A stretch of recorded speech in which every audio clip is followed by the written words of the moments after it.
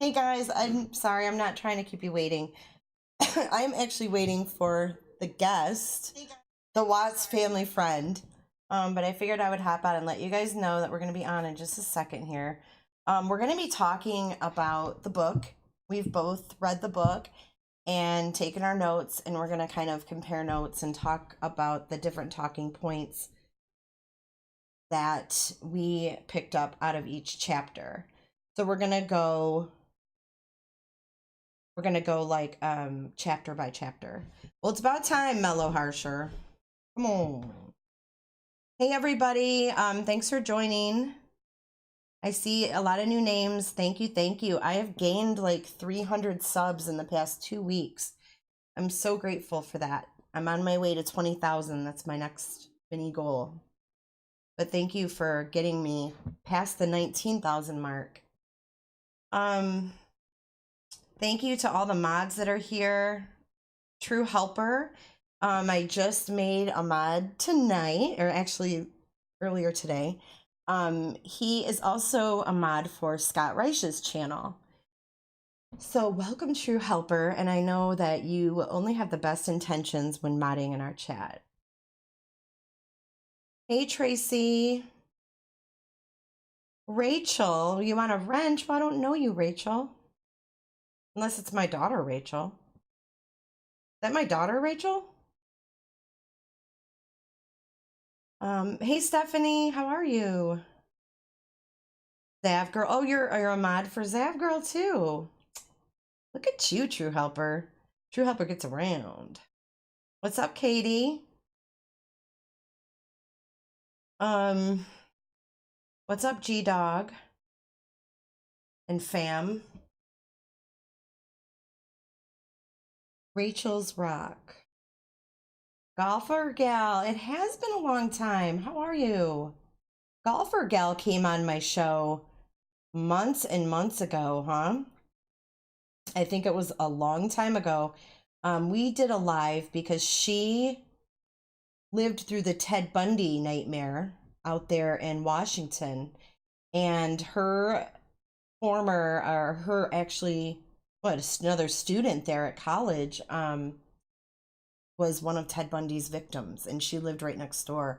So that was a really, really cool interview. I mean, it's very sad, but really brings some realism into that story. It was pretty crazy. I'd love to talk again. Now that I've been doing this for a little bit longer, I'd love, Golfer Gal, if we could maybe talk again and go over that. Now, since that movie came out, there might be some more questions that maybe, people would have for you and stuff. It sounds like Mellow Harsher finally joined. Mellow. She's gone. Call back, Mellow. There you are. Where'd you go? I think you're muted. Or do I need to do that? No, you're good. You unmuted yourself, I think. Oh, okay. Okay. Well, I went to call in, and like before I could do it, my daughter walked in the room, and I was like, Violet, you have to leave because I'm doing a YouTube live. And then she was like, why don't I ever get to do YouTube live? I want to talk to Violet. I would totally do No. a thing with Violet. Oh God, that would be a sight. Oh my God. If she's anything like you, I can only imagine. Oh dear. She's like your little mini me. Oh no. Dark Horse. Thank you for the super chat, but Dark Horse said, what did I do to deserve a timeout? Please explain. Sadly, I will unsubscribe and remove myself. Really not cool. Hold on, Dark Horse. Who timed out Dark Horse? I think it might have been a mistake. Well, I don't want Dark Horse to leave because I enjoyed the chat last time. I know, I don't want Dark Horse to leave either. Dark Horse, I'm so sorry that happened, but I think that had to be a mistake because you never say anything out of turn. Yeah, please don't go. Okay, well, hopefully. Yeah, hopefully they stick around. So yeah, hey, welcome, Mel. Thank Everybody give you. Mellow Harsher a great big welcome here at J's for Justice. As we promised, we were going to come on after both reading the book, Cato's book, and we're going to kind of compare notes and talk about it chapter by chapter. Yes. Yes. Looking So forward to say that. hi to everybody, Mel. Hey guys. Hey mods. Mods have been doing really, really great. Aren't they angels? I gotta say. Yes. Yes. And maybe some of my girls who are in here would help out too if you need it. Yeah, if you want to, I wanted to ask you too about a few of the people. I didn't know their YouTube name to Facebook, so we can talk about that Right. offline. But yeah, Right. I see in some of the same names, so I'm like, I wonder if they're from, the group or whatever. So Right. Yep. Yep. I'll let you know. Some of yeah, my girls will Tracy's in definitely help chat. out. She said, "Hey, Mellow Harsher." Hey Tracy. Thank you, Okay. Stephanie. Hey, Prepper 101. He says Chris hasn't sent me any letters, and he's sad. Oh, Prepper. well, sit tight. Yeah, you You're never know. right. Yeah. Yep. I wanted to tell you. So, and we've talked about this. I saw somewhere that somebody had said that Jamie should just mind her own business, and I just Hmm. wanted to take a moment to talk about how ridiculous that statement is. Sure, go ahead. I constantly see where people say things like this, but I want people to maybe take a step back and try to understand how hard it might be to see so many people saying things about you and you can't defend yourself. And if Hmm. you do defend yourself, they're still going to find something wrong with it. Yeah, I mean, So you're damned if you do and you're everybody, damned if you don't. right? And Mhm. everybody wants a statement, and everybody wants something said. And I just got to say, it's easier said than done. I mean, because look at how you treat her. Look at how you treat Jamie. Look at how you treat Cindy and Ronnie. If you're not treating them with kindness and they feel scared to speak out and say their true feelings where they're at right now, you can't blame them. You can't blame them because you can't spread that much hate and expect that they're going to come out and talk. Mhm. Mhm. Um, and you know what? We talked about some of the points that I had sort of some of Yeah, the before we get into the issues. book though, I would like to talk a Mhm. little bit about our last live where Right. Melissa and I read the text. We did the part 1 and the part 2. If you Mhm. guys haven't heard that, it's still up amazingly. Um hence all of the privacy complaints that were sent my way, but they're still there. Mhm. So part 1 and part 2, we went over text, if you haven't seen it, between Chris's sister Jamie and Cadel, Carolyn, Sherilyn. Sherilyn. I get confused. Cherry, Sherilyn, blah blah blah. Anyways, the author of this book, Sherilyn Cadel, there were text messages ranging from like May until July, I think. April or Right. May into late July. So they're pretty recent where it ends. But I Right. All wanted to those talk, messages were they were yeah, sporadic. yeah, they were. So Yeah. last night we know that the Hypocritical K did a live with Sherilyn explaining herself or trying to explain herself from all of this publicity that she's getting for, you know, telling the Watts family all these things and turning and doing another. So we wanted to kind of talk about this live and some things that were said. I know Mel, you had some things you wanted to talk about with that. Yeah. Absolutely. Um, so I'm glad you touched on the fact that that those text messages weren't from 8 months ago. They were over a period of 8 months. Hmm. Some of them were as recent as a few weeks ago. Um, and I've seen where there's been a lot of different threats and things said, about text being altered and whatnot. And if I go back a little bit, I actually saw where Sherilyn had said that one of the texts that was being altered was actually the one about raising funds or using the funds from the book to actually get Chris a retrial Mhm. or Mhm. an appeal. Yeah, And to get him the best paid lawyer. yeah, but didn't I hear her say last night on Critical K that she actually did? And she said, I think she said in the beginning, I did want to use that money for that purpose to get him a appeal. So those are two conflicting statements. Uh, what do I you think wanna about thank that? Because Yolanda real quick. Yolanda just gave a super chat. Thank you so much, Yolanda. I love you, girl. Very awesome. I'm generous. taking my 25%. So how You much know is that that, girl. getting? We'll catch up at the end. Um, so yeah, so so go ahead.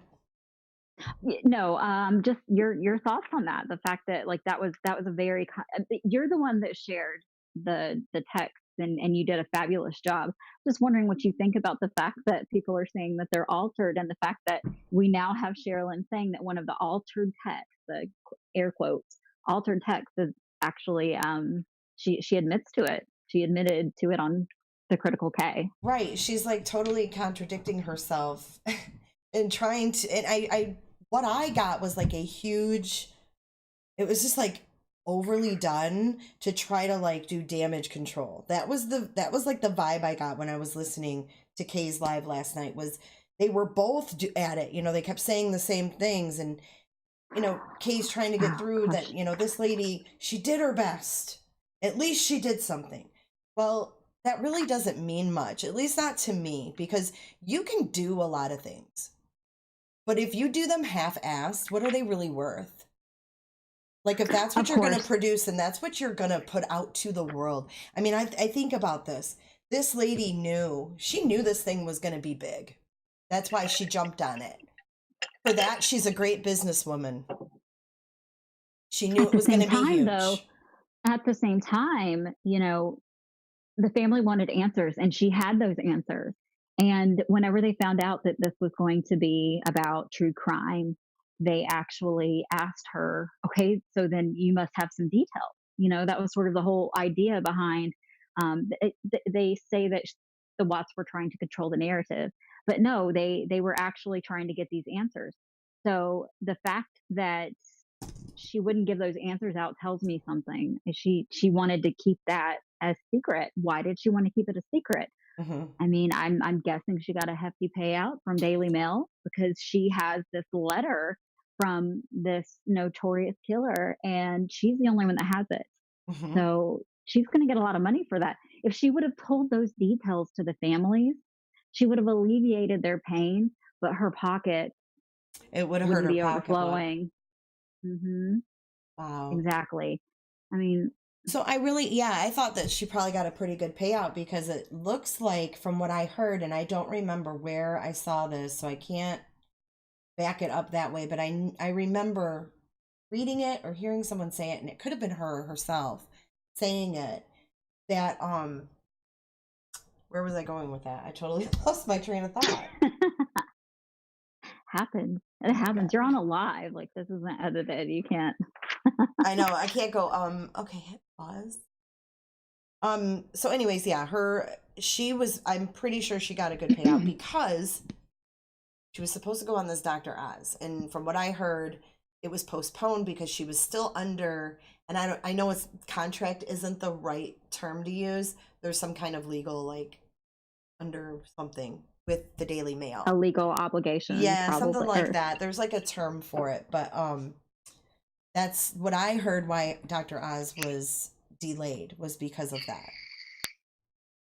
So well, that's a long time. um, So from when the book came out to November, that's a month at least that they've had exclusive rights to her stuff. right, right, exactly. One of the things that bothered me that I heard her say, and this was honestly the first I had heard of it, is when she had said on the Critical K that when she told Cindy. that Shanann didn't kill the girls, Cindy turned on her. Okay, two things. Number one, you know, Cindy Cindy was already aware, so she didn't get this information from Cadel. Cadel didn't tell her this information. She already knew it. So this is a very confusing thing that she's out there saying. Also, it's just I thought she said that the reason that the Watts turned on her was because they couldn't control the narrative. But now she's saying that they turned on her when she said that Shanann didn't kill the girls, which is very contradictory. I mean, which one is it? Which one is it? Because I know the real reason why the Watts turned on her, Uh-huh. and it was because she treated them poorly. And I actually didn't get to send you that data or Yeah. those screenshots, and I will send them to you. And I Can I honestly, I let think you'll everybody love her. know what they are? Is that okay with you? Yeah, so there are messages that are, the most recent ones, honestly, between Cadel and Cindy Watts, and they paint a very dark picture of how this all went down, and they never tried to change the narrative. They simply asked to receive the information so that they could brace for impact, like we've talked before, you know. Mm-hmm. Gosh, and then one of the other things too I heard was, that, Sherilyn had said that she had said that Chris seemed, mad in his voice clips. And, I guess he was, in fact, I thought mad that was because hilarious, actually, Mel. Let me just tell you. We had some fun last night at Critical K's Live. And I'm not trying to, turn this from like a serious review. I mean, obviously, I play around. I'm not I'm not 100% serious 100% of the time. we're not even into the book, We're not. analysis Well, yet. that's true. We're still gossiping. Yeah, still like we're on the phone together. Right. Okay, so this was really funny to me. So we had some fun last night with her live that was really boring. She was taking call-ins, and like at first no one was calling in, and I kind of felt bad for her, so I called in under a fake name and spoke with Critical K last night and told her, that I thought she should write a book and entitle it Jennifer and put Jennifer on the cover.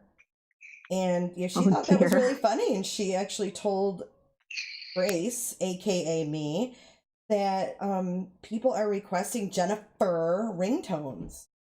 And I said, "Oh, Wow, Jennifer ringtones. might take all that monetization from those though, because we know how Jennifer is." So Money anyway, it hungry. was it was kind of funny. And Mel, I don't know if you heard it or you noticed it, but I want to play just one little clip from Go that ahead. live last night, but I got to pull it up because I wasn't planning this. It kind of just came in my mind because I thought it would be Oh funny. God. Before we Those get are probably the worst ideas. before, It just came you to know me what, just they now, probably but they probably are. They definitely are the worst ideas, but hey, sometimes you gotta do bad things to fun. All right, so I gotta go 30. Let's see. Gotta find the timestamp. you Somewhat you, prepared. you got to do bad things to have some fun. Sometimes you I gotta mean, be a little there's risque. there's some truth to that. Sometimes you regret it, sometimes you don't. Okay, Exactly. so let's see here. All right, you guys ready? I'm ready. That's some background. Hold on. We have another caller. We have drop it. Great, great. Spot Grace on will the Grace will get right back to you. Who? Okay, thanks, Kay. All right, thanks, Grace. Have a good one. Thanks, Grace. Okay, love you. Love you too. All right. All right. We have Somebody's another. got.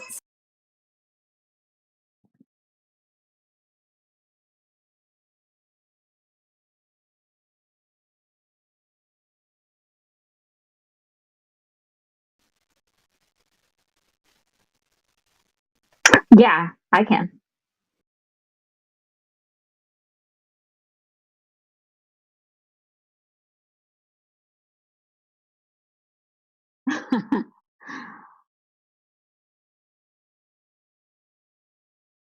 Oh God.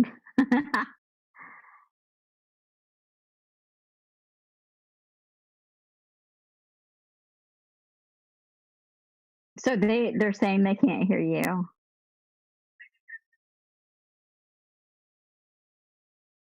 Oh, okay. Oh, Okay. can you guys Can hear only me? hear Mel. Oh, Okay, they can hold only on. hear me, so that's the most important thing. So What did I just said something too. I'm glad my mic wasn't working because I said something that I didn't want to say. you regretted it. Oh, I did. I okay. did. So So I was, can you guys hear all of us? yep, they can hear both. Okay. Okay, sorry about Yeah, we're that. good. We're back. Okay, so another funny part, I don't know if they got my story or not, because I don't know when I was muted, when I wasn't muted, but what I said was, my boyfriend actually called in, and he wanted to ask Kate a question. Well, when she figured out who he was, she wouldn't talk to him, so she cut him off and actually blocked him from her Zoom, all because he asked about her separation with the Watts. And he just asked, hey, who left who first? Like, how did that end? Like, what happened? And Right. she didn't want to give him any answers. So anyway, she ended up hanging up on him, blocking him from Zoom. So we used she won't my tell him phone. anything? Yeah, we used my phone, and he called back in. He logged in his Zoom and called back in, and they wouldn't even put him on air. He was sitting there muted, waiting, and they cut him off and blocked him again. So she Didn't doesn't even want to give him a obviously chance. talk to anybody who is going to challenge her or, go against her. So she's not going to take those people on. She wants all the people that kiss her ass to come on. Right. So I thought that was interesting. Oh, everybody wants to hear the call? Oh yeah, I think so. I think that's we were waiting on you to. Well, I do played that. just the ending where she told me she loved me, because that's the part that I don't that think meant the anybody heard most that. to me. But I'll rewind. Oh, you probably can't because you're on Zoom. Oh, okay. I But think they that's can't? why. So they But already. you can mute. So they already heard it. Props If you want to some listen of to them, it, like Laura Keck, who have.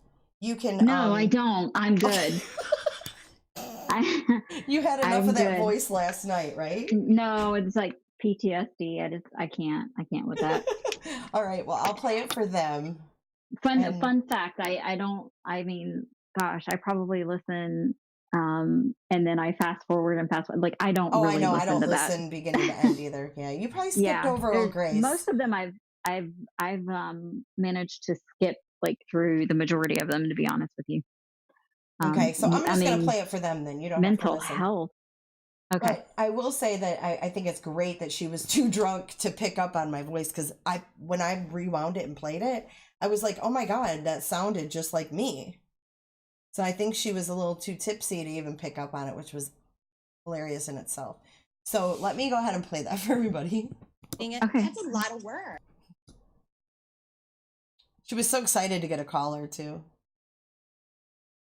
I can't hear Grace. Well, she probably. There she goes. There's her. Like, we have a caller. So, Hello.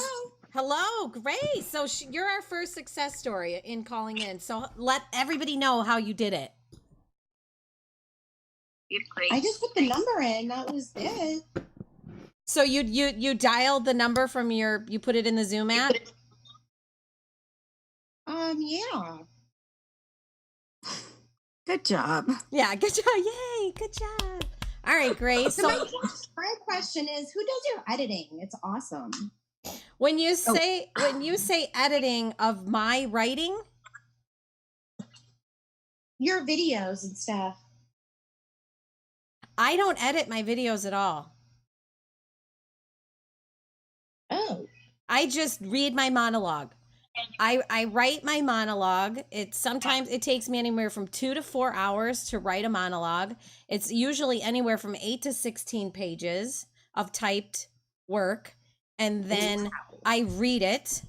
And then when I'm done reading it, that's a lot of work. it is a lot of work. And then when I'm done reading, then I kind of go into the chat. So as I'm reading it, I kind of cover my screen so I don't get distracted by the chat. Because the way I look at it is That sounds really complicated. Not really. Not really. Really complicated. Like, I could not do that. I think there's a lot of people that wonder how I do it. I wonder how all of the YouTubers do it. I could not do it. Yeah, I'm not one, like, I have to give props to some of them, like Laura Keck, who have a lot of fancy images, and they know how to do a lot of the fancy OBS. Hers looks like a game, though. It looks like a game. It does, but it's like, it's flashy, right? It's flashy and it's cool. It is, but it's like gamer stuff, you know? It is. It's probably a little gamerish, but I don't know how to do that. I guess I could learn, but I'm more interested in writing. So a lot of what I do is I get that. I focus on the writing, and I put up my little banner, and if I do have pictures to go along with it, I will pull up pictures as I need to while I'm reading my monologue. But for me, my art is my writing. I love to write. She goes on and on. She loves could I have talking about written herself. a novel about this case? Sure. Are you going to? That's what I'm wondering, if you're going to write a book about it. Because, like, you have covered, like, all angles, you know? I have. Yes, I have. Yeah, I have.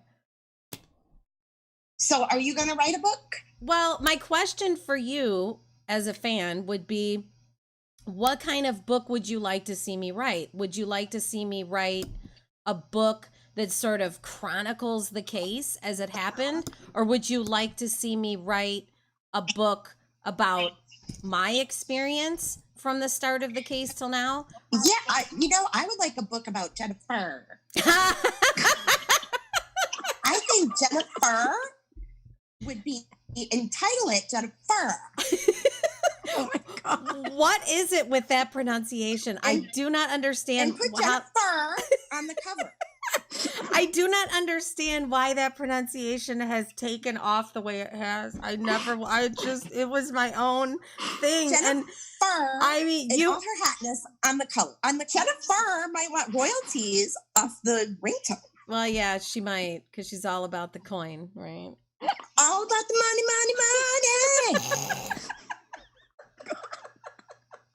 So I take it it's all about the Benjamins. I take it you're not a big fan. She loves it when people hate me. No, I actually do like Jennifer. I watch both of you guys. I do. I admit it. I do. Fair enough. Jennifer might want royalties off the That's some background. Hold on. We have another caller. We have Drop It. Great. Grace will get right back to you. Okay, thanks, Kay. All right, thanks, Grace. Have a good one. Okay, love you. Love you too. Oh. All right. Somebody needs to turn down their volume. Oh, listen how she talks to Liz. Drop it like it's hotspot. This was funny. Turn down your volume. It's hot. All right, I'm gonna mute you for a moment until you can get some headphones. Yep. Okay. Drop it. Let us know when you turn your volume down. That wasn't to Liz that time. That was to one of her callers. Let us know when you turn the volume down. We have you muted, but let us know. Okay, learn to run your own shit, man. That was a shit show, and then you've got other people you're bitching at because they're not doing it perfect. Learn how to do it yourself. Okay. So did you guys like that? Mel, we're done with the with the prank call. It was pretty funny. It actually wasn't. She told me she loved me at the end. Oh God. I did not, Melanie. I didn't see the part where she got pissy with Cadel for the cracking in her mic. I can only imagine. Oh, I heard that though. What did she say, Mel? She was just like, "What is that? Are you? What are you doing?" Wouldn't anything major, but it was taking up her time, so she had to point it out. So did we make it through this whole conversation about that they had about Chris sounding mad in the voice clips? Oh, no, we did not. Yeah. You know, he was mad in the voice clips, but the reason that he was mad, it wasn't because he was being asked about it. It was because he had found out that Sherilyn was kind of putting out a narrative that somebody had provided it to Hmm. him. And I also see this in the book. So when we get to talking about that later, Okay, wait, yeah, I want to stop that you for 1 second because some sure. people may not know what the voice clips are and they may not have heard them yet. So I do have the voice clips up still, I think, don't I? I don't remember. I've had so many that were privacy complained by these two. It's hard to keep Yeah, track. I think you do. I think the voice clips one is still up. If one of the mods could find the link to that, and this is the voice clips where Chris states where he got the oxy from. And there's been Right. people that are saying, because there's like 3 different parts to the recording, or 3 different, they're saying there's different voices. Like one part of it sounds like it's him and one part doesn't. Like they think it was Right. pieced together in parts. So they're saying like, No, it was kind of cut to get whoever was speaking to get their voice out of it. Their voice was irrelevant because at this point they were asking questions right, it doesn't matter who it to was. him that he had already answered multiple times, that they already knew the answers to, had already been reported to the proper channels, and so they were asking a question that they already knew the answer to somebody who had already told it to them, and who had found out that this other person, this author that apparently he trusted, was going around and trying to set afire this whole idea that somebody supplied this to Chris, a person who actually had this at his disposal. Like he could have just walked into his house and got it. Why would he involve a third party? And it's just garbage, like there's absolutely no basis for it. And it is, to my understanding, even in the book, it's implied that he even said something like that. I mean, someone can correct me if there's a letter where he says this, but I don't think that there is. I think it was her insisting that, and then around the time that the book was completed, I can say that someone did start a rumor that somebody else had supplied it to Chris. So it was almost as if somebody was trying to create a little bit of drama around this book so that people would want to buy it. That's just my take on it. I could be wrong, but I'm going to tell you what, like, it really sounds like, that's kind of a thing that people do when they're wanting to hype up their book. They want those rumors to be put out Yeah, there the more in it's order talked to make it about. sell. Hmm. Right, right. So it all just kind of, I feel like, aren't people tired of being played? The people who are interested in this case, and the people who take the time to research it and want the facts. Like, if someone's going to put a book out, and you start some rumors and start some things trying to get people to buy your book, that to me is obvious how that went down. That's Yeah. just me, though. But she did say in her text messages to Jamie that all the proceeds, she wanted to get Chris a kick-ass lawyer and get him an appeal. She did say that. She did say that. And then she said that those text messages were altered, but then went on to admit that, in fact, she did say that. She says in the beginning, and she might be right, that may have been in the beginning, but the beginning was not that long ago. And at the time that she was saying this, she had already received the letter with all of the details of how he claims that he had to murder them twice. Yeah. So, all of this is all just very shady. It's all extremely suspect, right? Very much so. Right. So the right. contradictions just keep coming, and we will keep you guys updated as more come in, because Right.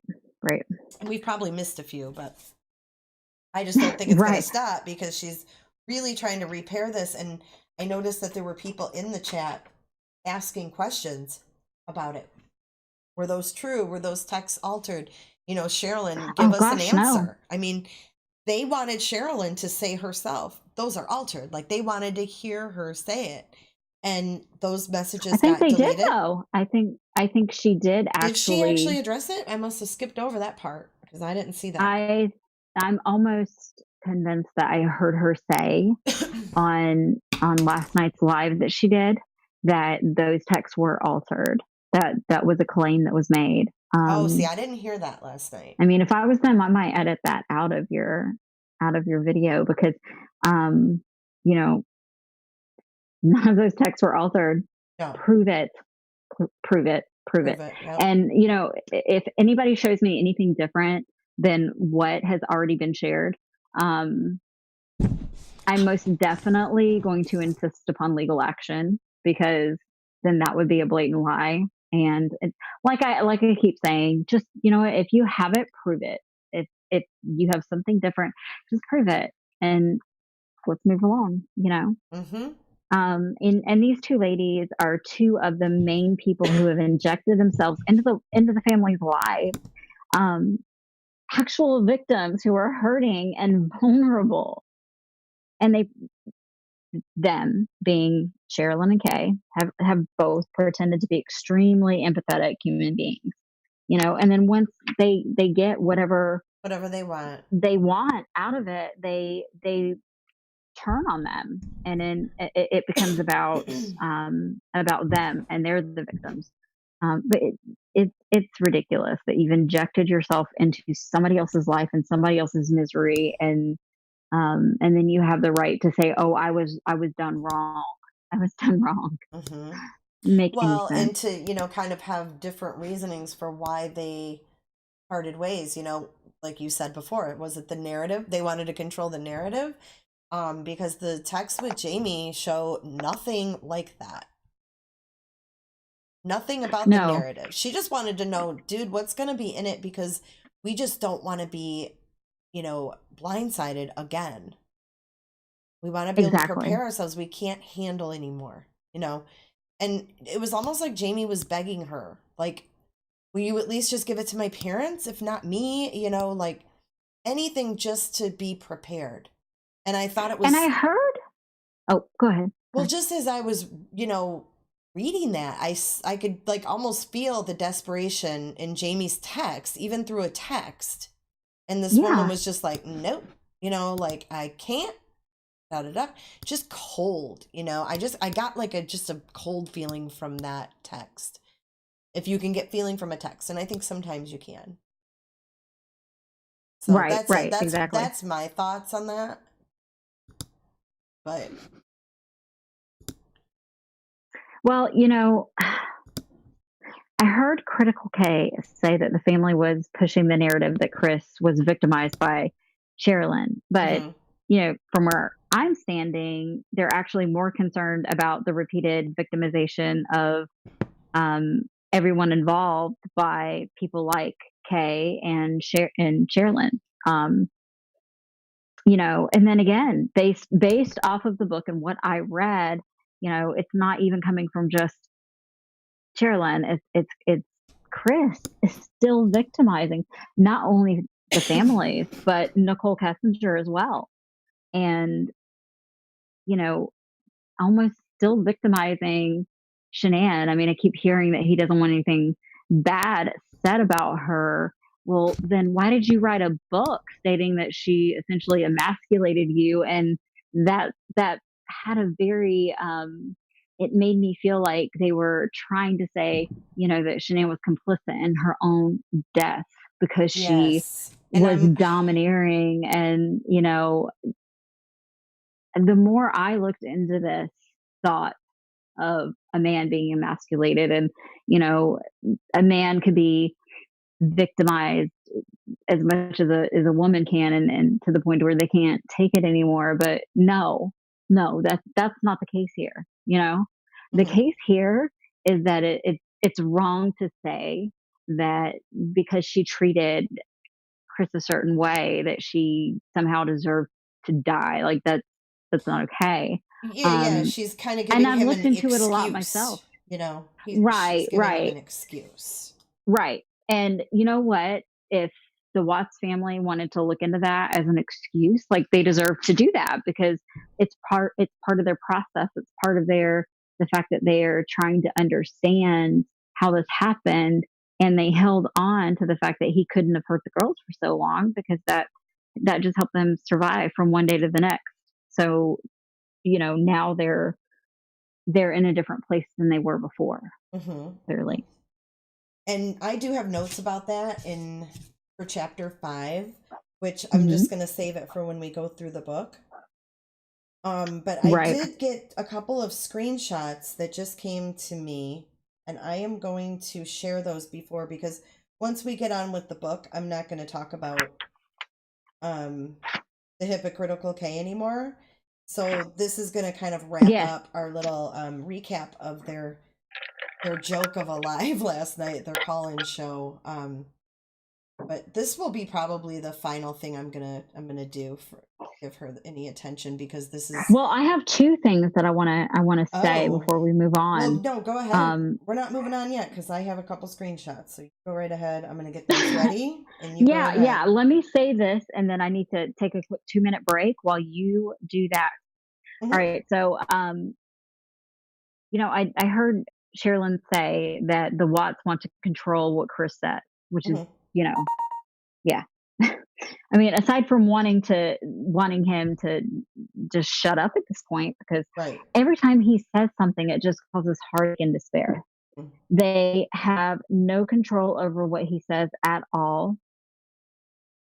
Isn't that, painfully clear? Doesn't this book serve as a reminder to them that they have no control over the doesn't it just tell you that they had no control over the chaos?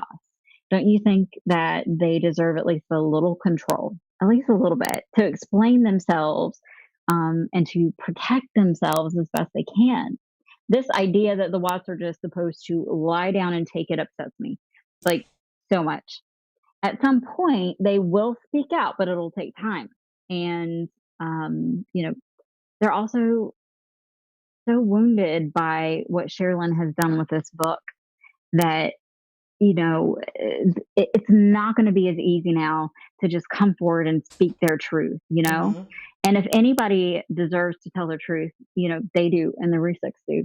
And instead, Catel's trying to go on Dr. Oz, step back and stop it. Quit inserting yourself and let these guys go and talk to the mainstream media, not us, not here on YouTube, not us.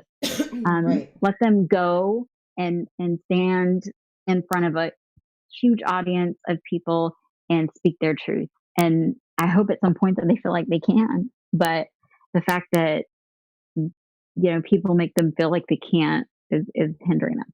So, yes. Another thing that bothered me,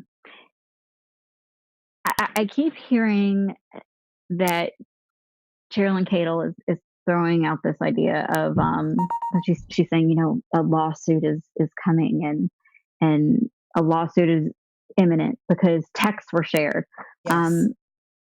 How about her promoters, sharing Jamie's private messages regarding a situation involving a minor that was never supposed to be shared with anyone? A minor, a little child. That private message was shared on Critical Case channel. You're kidding. So, if you want to talk about messages being shared, prepare for a countersuit at this point, because wow. She's done plenty. She has done plenty to slander this poor grieving family. And Sherilyn's many threatening messages to Jamie and his and her parents are sickening. Absolutely sickening. I've seen it myself. So, those are the major things that I wanted to discuss regarding what I heard coming out of Critical K's channel last night.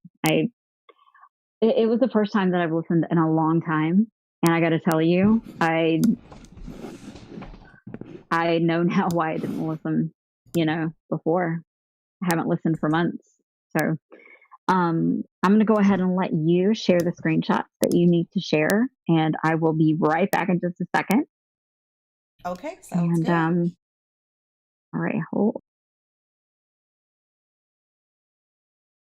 All right, I'm going to go ahead and mute her while she takes her little break. And then I have a couple screenshots that just came into me, guys. You guys are going to really love this.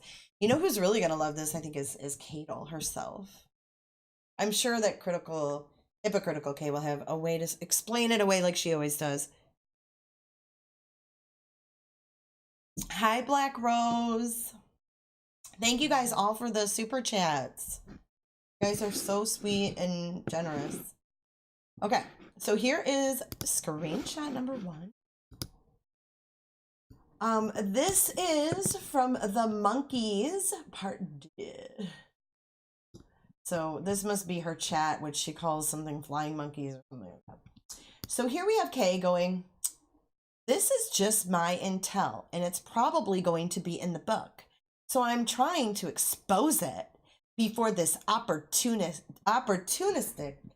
oh my God, why can I not talk?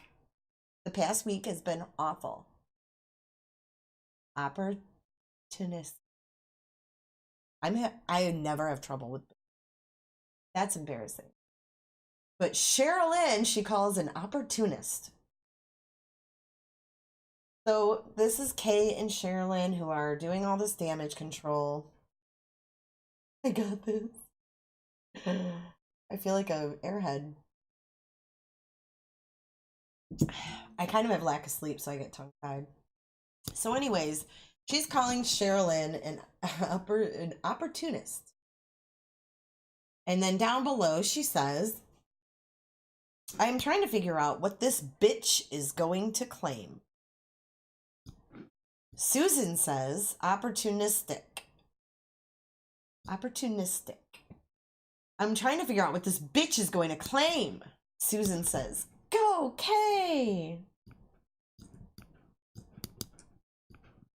All right, and then underneath Susan, the next screenshot,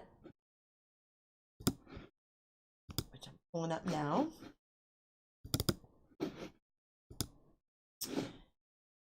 Hey, Marie says, so I can undermine her. The thought of this woman and Chris making money makes me mad.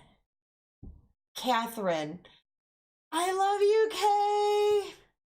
Whoever this person is, gotcha, sorry. No problem. Texting is confusing when trying to express. Hey, Marie, if I can help it, I will cause chaos with it.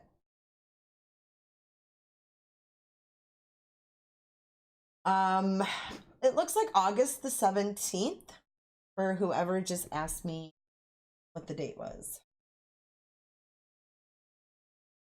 Wow. Okay.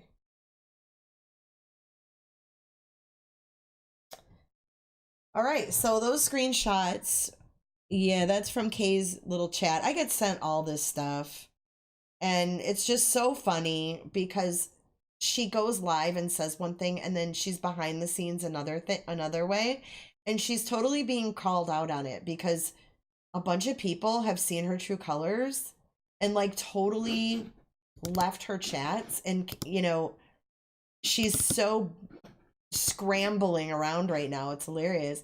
But like this one here, Sherilyn is opportunistic. She wants to expose it. And then she's going to find out what that bitch is going to claim. So don't think for a second that the critical K doesn't have an agenda for being close with Sherilyn at this point. She's got a reason why she's kissing Sherilyn's ass, because this is what she was saying behind the scenes. So Sherilyn, maybe you should wise up a little bit and kind of look at the people that you're intermingling with that you think are stand up and truthful. You sit back, Sherilyn, and you bash on the Watts family when all you did was use them. You used them for your own well-being. You're self-serving. You didn't care what this would do to the Watts family or to the Rushik family. You refused to give a copy of the book to the families. Shameful. You're just as shameful as the hypocritical K.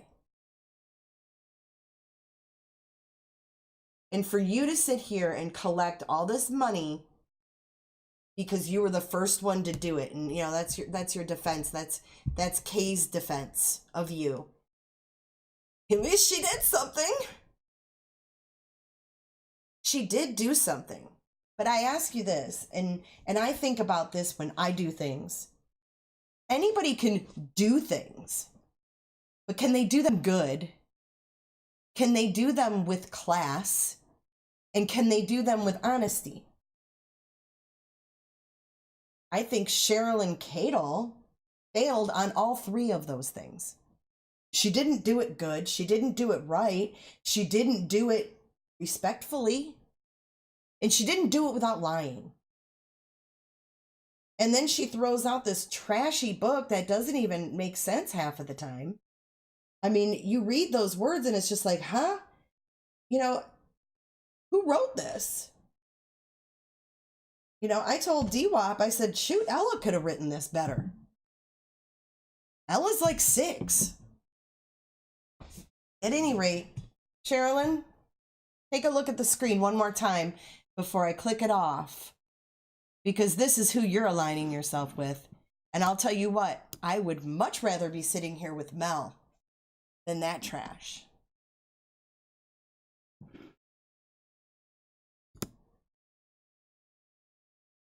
Now, on to the book. Mel, are you back? You're muted if you are back. I can't hear you. So when you get back, Mel, just go ahead and unmute. It gets me fired up, man. It's like, this lady, were you talking the whole time? Oh, darn it. What did I miss you saying? Oh, should I slow it down? Okay. All right, I didn't realize. I have it slowed 20 seconds. I did it again.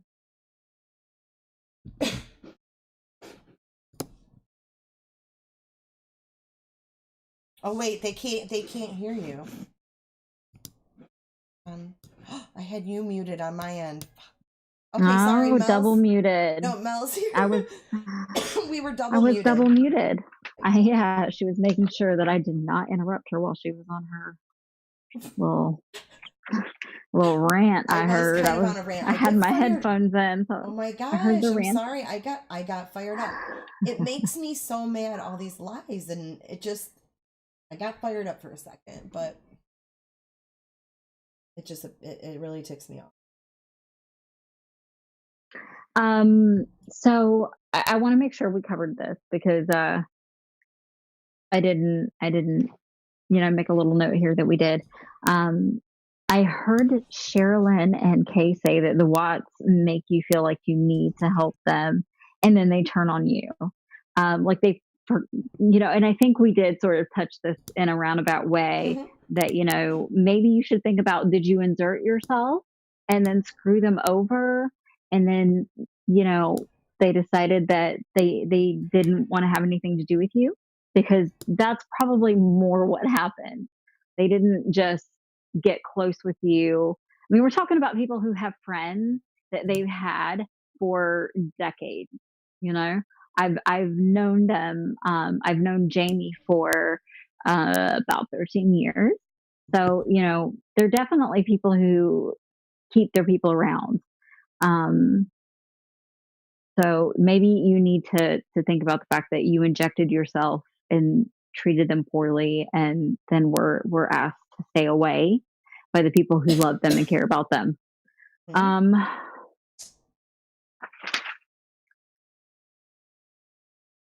I think I had one more thing I needed to get Yeah, out I too. think that was it Are for you me. done? Let me make Yeah, make sure. sure because I'm gonna pull up Yeah. mine. I'm looking right now. Yeah, I think that's basically it. Okay. Go ahead. Go ahead with your thing, girl. Okay, so let me start mine. This is actually part of the Hypocritical's interview with Sherilyn. And that was on October the 3rd when she went live with her. And there was a part in the interview where I had to laugh because, you know, Sherilyn says what a Christian woman she is.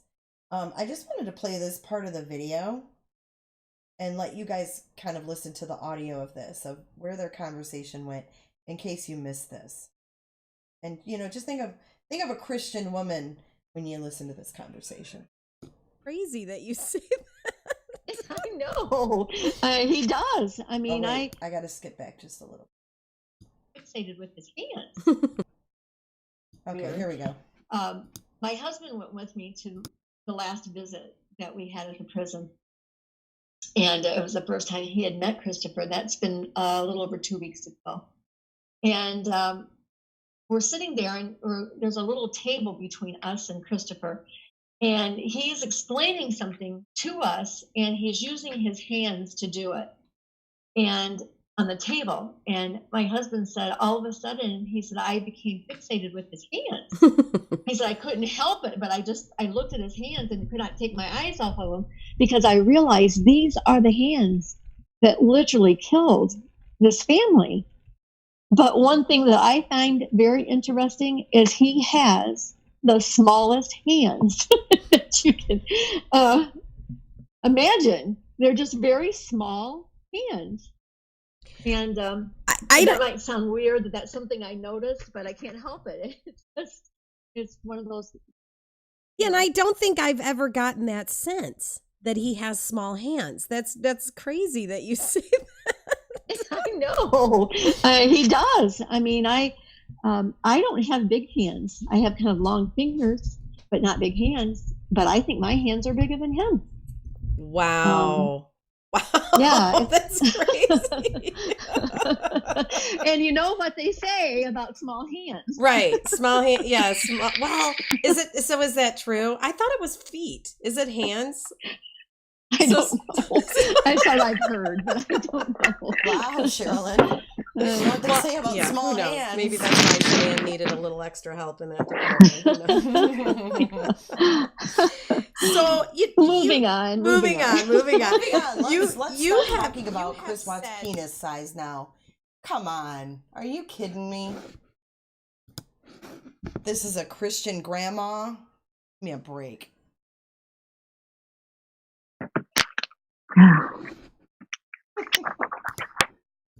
Did you remember that part, Mel? Had you ever heard that? I did hear that, unfortunately. Like I said, stopped listening to a lot of this, but I did listen to that Scott Reich interview. I listened to that whole thing. Yeah, I mean, like the Glairer said, solid journalism right there, dick size. You know, and it would be okay if she wasn't trying to be serious about her book, right? Like Christopher. You don't get any more serious than talking to Christopher. You know, she's not writing a lighthearted book. She was writing a book that she said she needed freaking therapy after writing. She needed therapy after visiting and talking with Chris, but she's joking about the size of his hands, and that might mean he has a little Peter. Are you kidding me? Are you kidding me? Yeah. Who can take this woman seriously? So she was fixated on his hands, thinking about what they say about little hands. Kidding me? I remember that. I couldn't hear it because you're playing it over there, but no, I do remember that, and it was a little embarrassing. I mean, I'm embarrassed for it. That's a great first interview after you release a book to the world. And I'm one of those people where, like, I really feel like secondhand embarrassment, like big time. I get super embarrassed for people, and that was one of those times where I was kind of like, "You're not really going to say that, are you?" Right. like you're inside of a prison and you're looking at a guy and what he did with those hands, and then you go into that. Okay. Um. Well, So the Glarer just said this whole case is a farce at this point. Let's get real. So true. I mean, it's one thing after another. One thing after another. yeah, God, I hope between the two of us that we can kind of bring everybody back down to reality I hope and so too. discuss this from a really really kind of honest point. We both read the book and we've both taken some notes, and I think it's a good time to get started. Yep, let's do it. Let's do this. Let's do it. So, I think last week we touched on a few of the first few things I wanted to talk about. Mhm. One was I wasn't sure. This is Cadel, what my moral responsibility was with the information he was giving me, and I think I made it pretty clear that contacting Weld County, the FBI, and possibly the families, that would have been what you would want to do. You don't want to sit on it, obviously, because it's going to be your moneymaker. You know that this letter is going to be the thing that puts you in the triple digits. So you don't want to share that. And she didn't. She didn't. She didn't. Money was her motivator, Mhm. not getting answers for the family, like she said, which is Mhm. one of those things that I would value in an author would be, especially one. But that's the thing. An investigative author I was author just would gonna say be, that. yeah, one that investigates things. That's different. She didn't actually, she being Sherilyn Cadle, she didn't interview anybody besides Chris. She didn't really, she had a little bit of communication with the family that we've seen. So she didn't really go to great lengths to get her story. She didn't get all the details. And she relied on the discovery, which was basically what the DA gave everybody. It was what they had up until a point where they stopped. So, see, they stopped. So you would need to then, further investigate. And she didn't do that. She went straight to the source, and the source is a pathological liar. Mhm. So, that's what her book is based on. I'm excited for Kathleen's book because it, she's getting interviews with as many people as she can. If you're not going to BS her, if you're going to tell her the truth, she's going to listen to you. And if you do BS her, she's gonna know because she's a smart lady. So basically, what we have here is a book filled with uh, Chris's lies and Sherilyn's analysis of his lies, and what she usually kind of believes. What do you think about that? Mm. Well, Overall, overall, about I have in my notes a few things that it was clear to me that she did not investigate, like you said. I don't think right. she's very well versed on this case. One thing that stood out to me, although it is a small detail, it's important. It stood out to me because it wasn't true. Was that she was talking about Shanann's presence on YouTube and Facebook. And from what I know, Shanann didn't have a huge YouTube presence. So she gets these little things wrong. Like, where is she getting that from? And then the other thing that in chapter 2, which I'm like written by chapters, I'm actually kind of organized. Here's a Right. quote from the book, and this is a quote that Sherilyn wrote. It says, "Obviously, there are many things Shanann posted that were different from the way it was." This is a direct sentence in the book. And I read that sentence. I had to read it like 3 times. I'm like, right? Read it one more Obviously, time. okay, One more time. obviously there are many things that Shanann posted that were different from the way it was. End quote. No examples, Mm, nothing. I'm like, okay, give us something. What do you mean there are many, many things? Obviously there are many things. Obviously to who? Because she didn't give any examples whatsoever.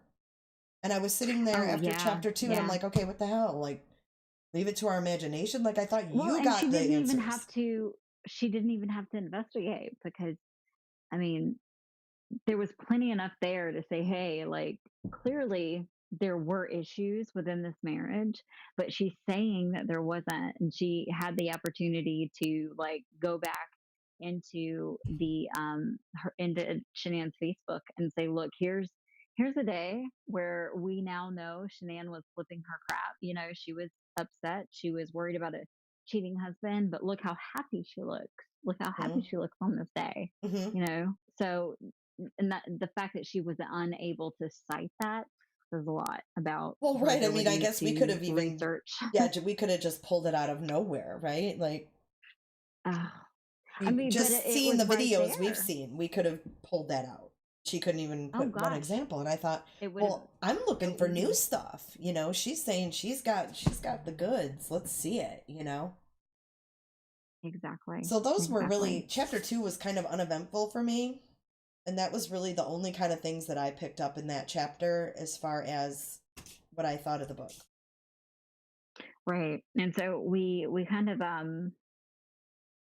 okay, before I make this next point, I kind of wanted to say, and I did touch on this also in our last conversation together. Chris saying, "I'll do a book if you give me a chapter where I can, you know, essentially talk about my faith and talk Yeah. about Mm-hmm. my, yeah, okay." So that right there tells you that Chris knew that there was only going to be this chapter. But what's interesting about that is that his family did not know that. His family did not realize that it was only going to be a chapter. They thought, you know, hey, this entire book is religious. It's talking about his journey to Christ. They had no idea at all that it was going to be one chapter. So I feel like that's a deception on Chris's part, Mm-hmm. projected onto his family and project his mom, his dad, and his sister. That's just not right. Because they spent all this time thinking that this book was harmless, and you know, they just thought their son had done something horrible, and he's willing to talk about his faith. They didn't know that he was going to divulge as much detail as he did. So um, that was news to them, and then seeing that he knew the whole time it was only going to be a chapter is jarring for them, and it hurts them. I can say that on their behalf. And then you know, Chris talking about repenting or Well, I her have that down discussing. too. Yeah, That's later. said, You're getting me confused because I'm going chapter by chapter. well, so am I. What chapter are you on? Because I'm on 3. Oh, that Well, is girl, where the okay. My bad. I had the wrong side of my paper. My bad. You're right. I was about to make an excuse for you, but I girl, yeah, know. You can't you're even wrong. help me. Sorry. You're wrong.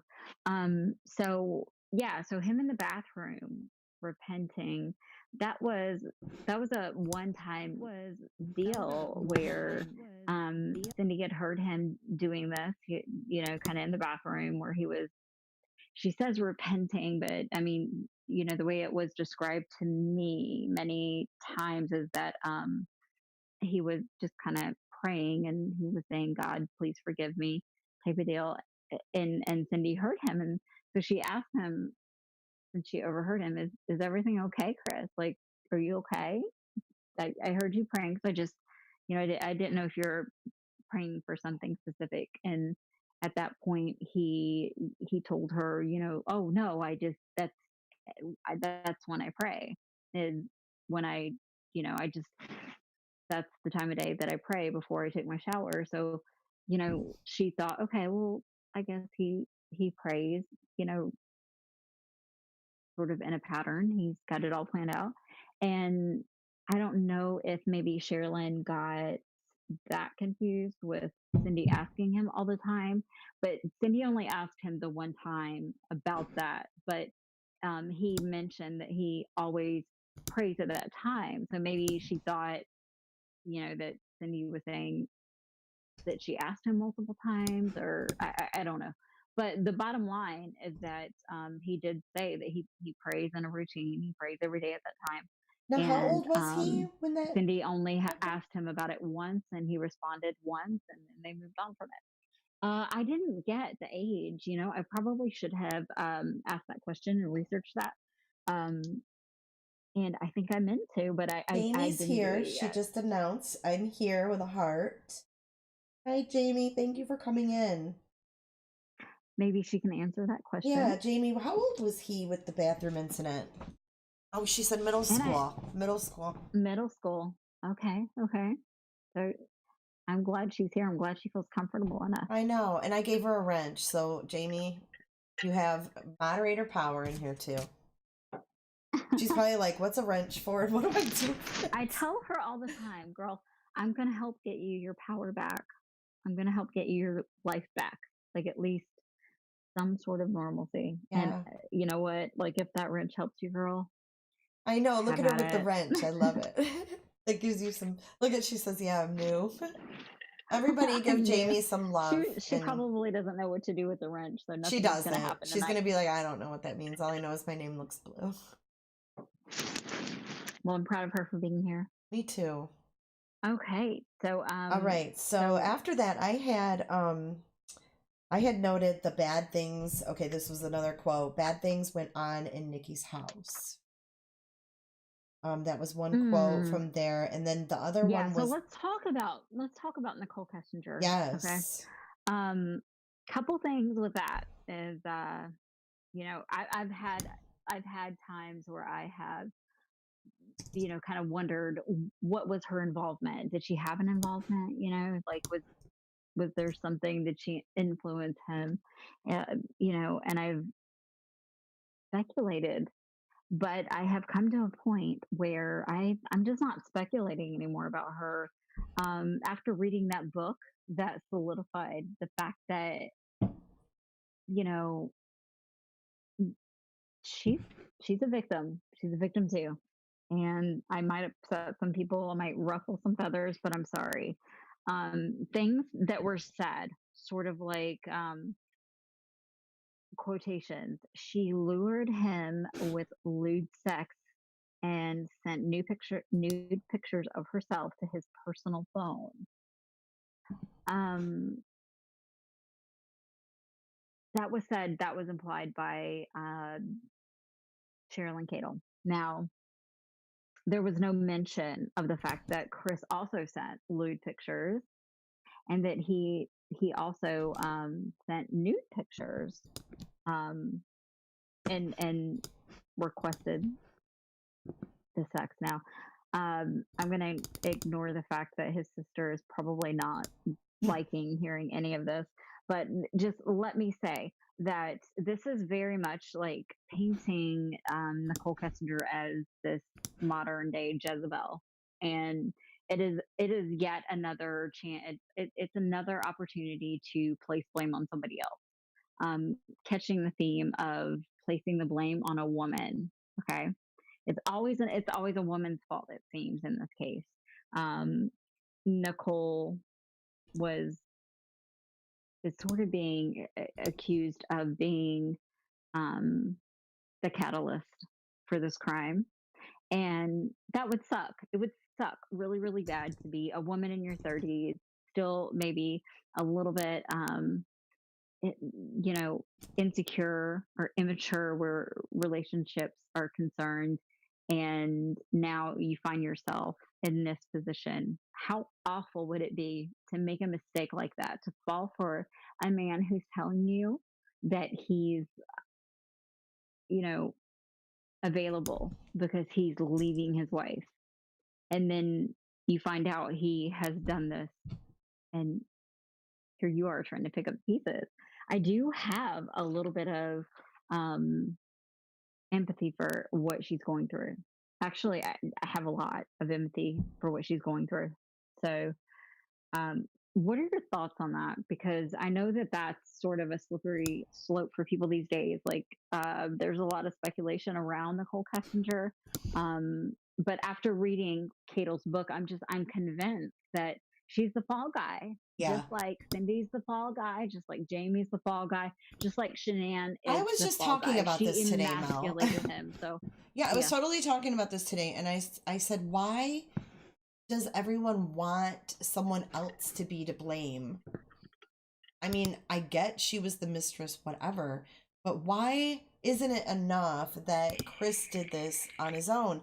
And is it because, and I want to get your opinion on this, is it because we had this perception of him in the very beginning that he was this, emasculated man who was told what to do and said yes ma'am and did whatever she told him to do? Is that why we kind of give him some slack? Is it because he looks like an average guy and he looks like a guy who would never ever do any of this? I mean, is it a combination of a lot of things? I don't get it, because with Scott Peterson, you didn't see people going, well, someone had to have helped him. I mean, there was never any doubt. That no one ever doubted Amber Fry when she said, I didn't know he was married. No one said, oh my God, that bitch was involved. But this girl can't get a break. I think it was the release of the discovery. I think it was the fact that, if you want my honest opinion, and I haven't really written this out in a way to present it to you, but the fact that the discovery was released, and also the other pictures that released, and then some of the things within the discovery were suggestive of a girl who used her body, and those sexy pictures of her in the bathroom mirror, all of that to me, it seemed to kind of pull the fact that she was this modern day Jezebel and that she lured him. It seems like the leak of the discovery was also her downfall. Like, that wasn't um that possibly, that it just feels reckless that that discovery would have been released with those types of details about her, so that the public could judge her based off of those details that were released and the things that she said. And um, but one of the things too, and I don't know if this is misplaced, but one of the things was about her friends. I did hear it. Mm-hmm. I heard that it was said that dark things happen. Yeah, it was Nikki and her friends involved in quote unquote dark things. Right. So from my understanding, that was something that was suggested by Sherilyn Cadle. That wasn't something that was said within a letter of Chris's. And if I'm wrong, someone correct me in the comments. But that's what I'm hearing. I'm hearing that it was suggested. So what do you think of that? I mean, I don't know. I haven't really heard a whole lot of different things around that. I know that somebody was talking about the crystals. I don't really look at crystals as being dark things, though. No, and the thing about it is, I mean, she's a geologist, so she's going to be interested in stone. True. Also, if anything is claimed about her friends, and I think that something was claimed about her friends, and Chris saying that they, were into dark things, but Chris never met her friends. He never met them. He says he's never met them. And even in the discovery, there's a discussion where Nicole even says, I hadn't introduced him to my friends. She had talked to one friend about him, but she had never introduced him. So he would have no idea what her friends, were actually into. So that part of it isn't. But what would Chris think is a extremely- dark thing? I mean, he sounds like he was pretty religious. I mean, yeah, he's pretty religious. So at that point, basically everything is a dark thing. I mean, Right. I mean, You it know, could be me sitting anything. I here mean, with she could have. my pajama pants on is a dark thing to the Pentecostal people. Well, So, I right. I mean, mean, she could have been, smoking pot or something like that, and he could see that as a dark thing, like something they shouldn't be doing. Who knows? right, That is open or for so much anything. interpretation. It's crazy. Exactly. At this point, once he's this religious, like everything is sort of a dark thing. Exactly. Yeah. And I do not think So that NK is involved either. I don't think she's guilty of anything other absolutely than not. being a mistress. And, I think she really wanted him. I think she really wanted him in her life. I think she gave him what he was looking for and missing. And I think he gave her what she was looking for and missing. And the other thing that I thought was funny that Sherilyn added in there was about the wild and kinky stuff that they did. But she doesn't have any details. She just says there was wild and kinky stuff suggested. And then I didn't feel like she went in depth enough on anything. I feel like she gave us like a synopsis of what we already knew with a little like tidbit thrown in here and there. But you don't know where these tidbits are coming from because she's not clear on who they came from. You don't know if it's her opinion you're reading, Chris's letters, Chris's phone calls, Chris's visit, or her phone calls with Cindy Watts that she said she had. So her sources are never labeled in the book at all. So as I read it, I was like, okay, where is she getting this from? Like, who said that? Right. And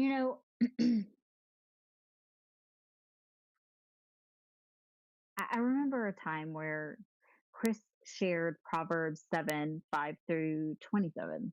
And I'm going to be honest, I'm just, and I've said this, I'm done blaming Nicole Kessinger and quite frankly, ashamed that I ever entertained the idea of her involvement. And this Bible verse and the tone of this book in general, it disturbs me. If all Nicole Kessinger is guilty of is sleeping with a man who presented himself as separated, then she truly doesn't deserve to have these things written about her. And it looks like she's being blamed for this. Just another way to shift focus off of Chris. And I think we've, reiterated that several times throughout this podcast that it's time to stop blaming her. It's time to stop blaming somebody else. Mm-hmm. Also, he says he was, quote, afraid to be himself around Shanann. And he claims that until he met Nicole Kessinger, he never knew anything was wrong with his marriage. Yet, a few sentences like before that, according to Sherilyn, she detailed how awful he says his marriage was. So which one is it? He didn't know happiness until he met Nicole Kessinger, or he didn't realize that anything was wrong with his marriage until he met her, until he met Nicole Kessinger. So that's a contradiction. Like, which one is it? Because if he was happy before, then, why is it that he all of a sudden felt like there was this awakening? Mm-hmm. It says a little bit about Chris and his habits towards women. I agree. Yeah. Right. So kind of, and we can move along. I wanted to just say one more thing that happened today, and it's in relation to Nicole Kessinger. I was talking, and we were talking about whether she was involved, blah blah blah. And then what else came up in that was her.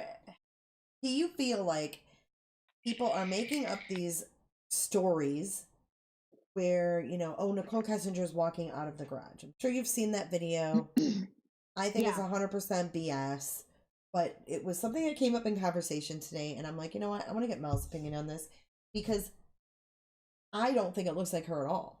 I did a video debunking it, and I don't think it looks like her at all. It's clearly Chris. But Oh no, I don't see that either. and my other It's question possible. was for this person that said that to me. I'm like, you really think that the FBI, CBI, Weld County, and the Weld County DA is going to let that slip through the cracks if they have video of her? Like, someone on YouTube picked it up and they didn't. I just wanted to address that because I can't believe that people still think that there's video of her leaving that house.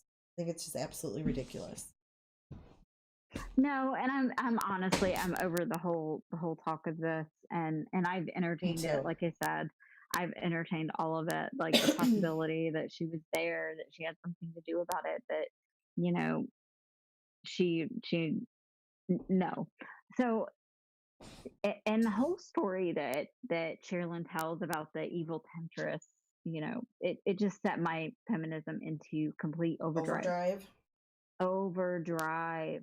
The quote, "Her house is the place of death," which no, not her house is the place of death. The road to it leads straight to the grave. Is a quote from the book. Who said And that it though? uh Does she specify? Sherilyn put that in the book. Oh, That so that's wasn't in hers. a letter. Her. Yeah, so that was hers. It's the last part of the proverb that she shared, and it's highly suggestive. So highly suggestive. I can't even go there. And another thing, kind of just on the tail of that, she says that if Shanann Watts wouldn't have left, that Chris would have never had the affair. Also, a lot of us have thought that, but Mm-hmm. we didn't write a book about it, so a little bit different. Right. Yeah, right. She never would have had the affair. Also, that Chris decided things with Nicole Kessinger were going to get serious before Shanann Watts ever even left. The same week as the pregnancy announcement. So which one is it? Um, Talking about those two things. She says that if Shanann Watts would not have left, that Chris never would have had the affair. Hmm. But Yeah. she also says, what's that? No, go ahead. She also says that Chris decided things with Nicole Kessinger were going to get serious before Shanann even left. So the time periods don't line up. So it contradicts itself based off of when she says that Shanann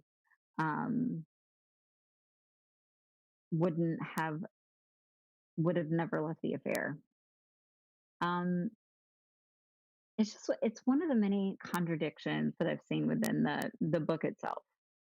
Sherilyn also goes into the finances, which I think the finances are fair game. I think that if we could get a thorough analysis of the finances, that we might have a better understanding of the stress that Shanann was under, and possibly if Chris knew anything about them, that would help a lot. All right. So one of the other things that I wanted to talk about was Chris never actually said that he was taking the oxy to his grave. And Sherilyn's story about all of this doesn't add up. Because, like I said the other day, at this point, from what Chris has shared with everybody, the oxy was actually oxycodone. Mm-hmm. It was something that was prescribed to her during her surgery. So Sherilyn claims that he told her in the book that he was going to give her a medication for a headache that she had, right? Mm-hmm. So he says that he gave her, instead of the headache medication, the OxyContin. so that means that he either gave her 8 pills to reach the 80 milligrams that were in the search, or the search somehow does not lead back to Oxycontin, to 80 milligrams of Oxycontin. I like it, he would have had to have given her. So if I have a headache and I say, "Baby, go get me some medication," right? Hmm. He's going to come back with what? 2 pills, Yeah. like 2 Tylenol, 2 ibuprofen. He's going to come back with something like that. So that story that Sherilyn tells in that book, it doesn't add up. Hmm. To me, it doesn't add up. I don't know about you, but to me, it doesn't. Oh, I agree with you. What are your thoughts on that with the oxy, with the whole situation? Well, Because first of all, well, go there's ahead. too many stories. There's a lot There are of so many, stories. yeah, lots of versions. I don't even know what to believe. Just like with anything else with him, I don't even know what to think with that. But I do want to clarify for people who weren't here before that the voice recordings are not altered. They're not someone else. That is Chris. And I know we talked about this already, but Sherilyn had said on Hypocritical's live last night that he sounded angry, like he was being forced to do that. And the funny thing that I thought is that during her whole live with Kay, she sounded very angry. So I was like, wow, she really knows how to pick up on an angry caller, because she sure Yeah, sounds a little exactly. angry herself. She was a little triggered. And I think she showed kind of a different tone than she did, like compared to Scott Reich's channel. But back to the Oxy, yeah, I don't even know what to believe. I don't really know a whole lot about Oxy. I've heard different things. I mean, I work in hospice care, and I know that high of a dosage, like a pill, is typically given to like cancer patients and things like that, like for severe chronic pain. So I don't know much about it other than that. So I can't really comment on it, Mo. I don't know if that's something that her doctor would have given her post surgery. I don't really know this. I mean, from what I've heard, the 80 milligram is very, very strong dose. I don't. Yeah, to my understanding, that they don't even supply that to people um, who haven't been on a dose of Oxycontin for a long period of time, Right, and right, that's why right. they need it. Yeah, so It's like like a that ramp up wouldn't thing, be yeah, for opiate dependent exactly. patients. It's exactly, yeah. So that wouldn't have been prescribed to her. So it Just would have like, been oh, here, multiple take this pills. for 5 days, Right. So it would have been multiple pills. It wouldn't have been like one pill. Um, What do you think it, of it them would have been. having a medicine bin in the basement? Honestly, I've never thought much of it, because to my understanding and from what Jamie has said, Shanann actually was one of those people who did a lot of couponing, and she had like children's Tylenol before she even had children. Like she Oh, doubled so up on she would kind of coupons. like Yes. stockpile. Yes, yeah, and I totally get that, because Okay. I have an aunt who is totally into couponing, and um, she brought me like Advil by like the boatloads, and she brought me, shampoo and conditioner I just wish I could do that. through. Yeah, I know what you're Yes, saying. I didn't know yes, she was a couponer, yeah, and yeah, she was. So she had all of those bins of medication, and I think she probably did have some controlled substances down there get within them out those of the way. bins. Yeah. Yeah, because uh, for instance, we as as a family, we move around a lot, and we always end up with a new doctor, and every time we go, we always end up with meds, and I have bins that I put them in. So, I don't necessarily see the issue with her having bins of medication, because I do too, and I don't always throw everything away. I try to put things up in case I need them, because I'm always in that state of, I may need this, I may need that. Yeah, yeah, yeah. I've done that That makes too. any sense. I've Yeah, done that right. too. So, You never know. But I've never taken a lot from that. have you thought about the fact that maybe I don't know what milligram they come in, like 10, 20, 30. But if there's a 10 milligram or a 20 milligram, and or maybe even a 30 is still probably, you know, something they may use post-surgery. I mean, it doesn't necessarily mean he had 80 milligram pills. I mean, where are we getting that the pills had to be 80 milligrams? I don't think he had an 80 milligram pill. And me being a person who has had several surgeries this year, and by several, I mean many, you know, I actually have always been prescribed like a 10 milligram oxycodone and not Oxycontin, which I think people are sort of mistaking this for. Um, it's really hard to get someone to give you an OxyContin, so I've assumed based off of my experience that it's an oxycodone, and that maybe he, you know, and this sucks. This sucks to talk about this. It really does.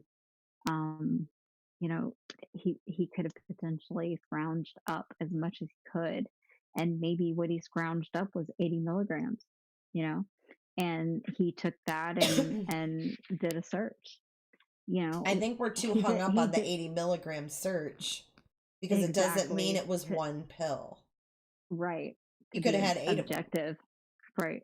And I did say on your show the other day that, you know, Shanann's a smart woman. She would have noticed if Chris gave her 8 pills. And, you know, that was me saying, listen, let's figure this out. Like, because I feel like that he had a hold of 80 milligrams of OxyContin. And how did he get Shanann to take it?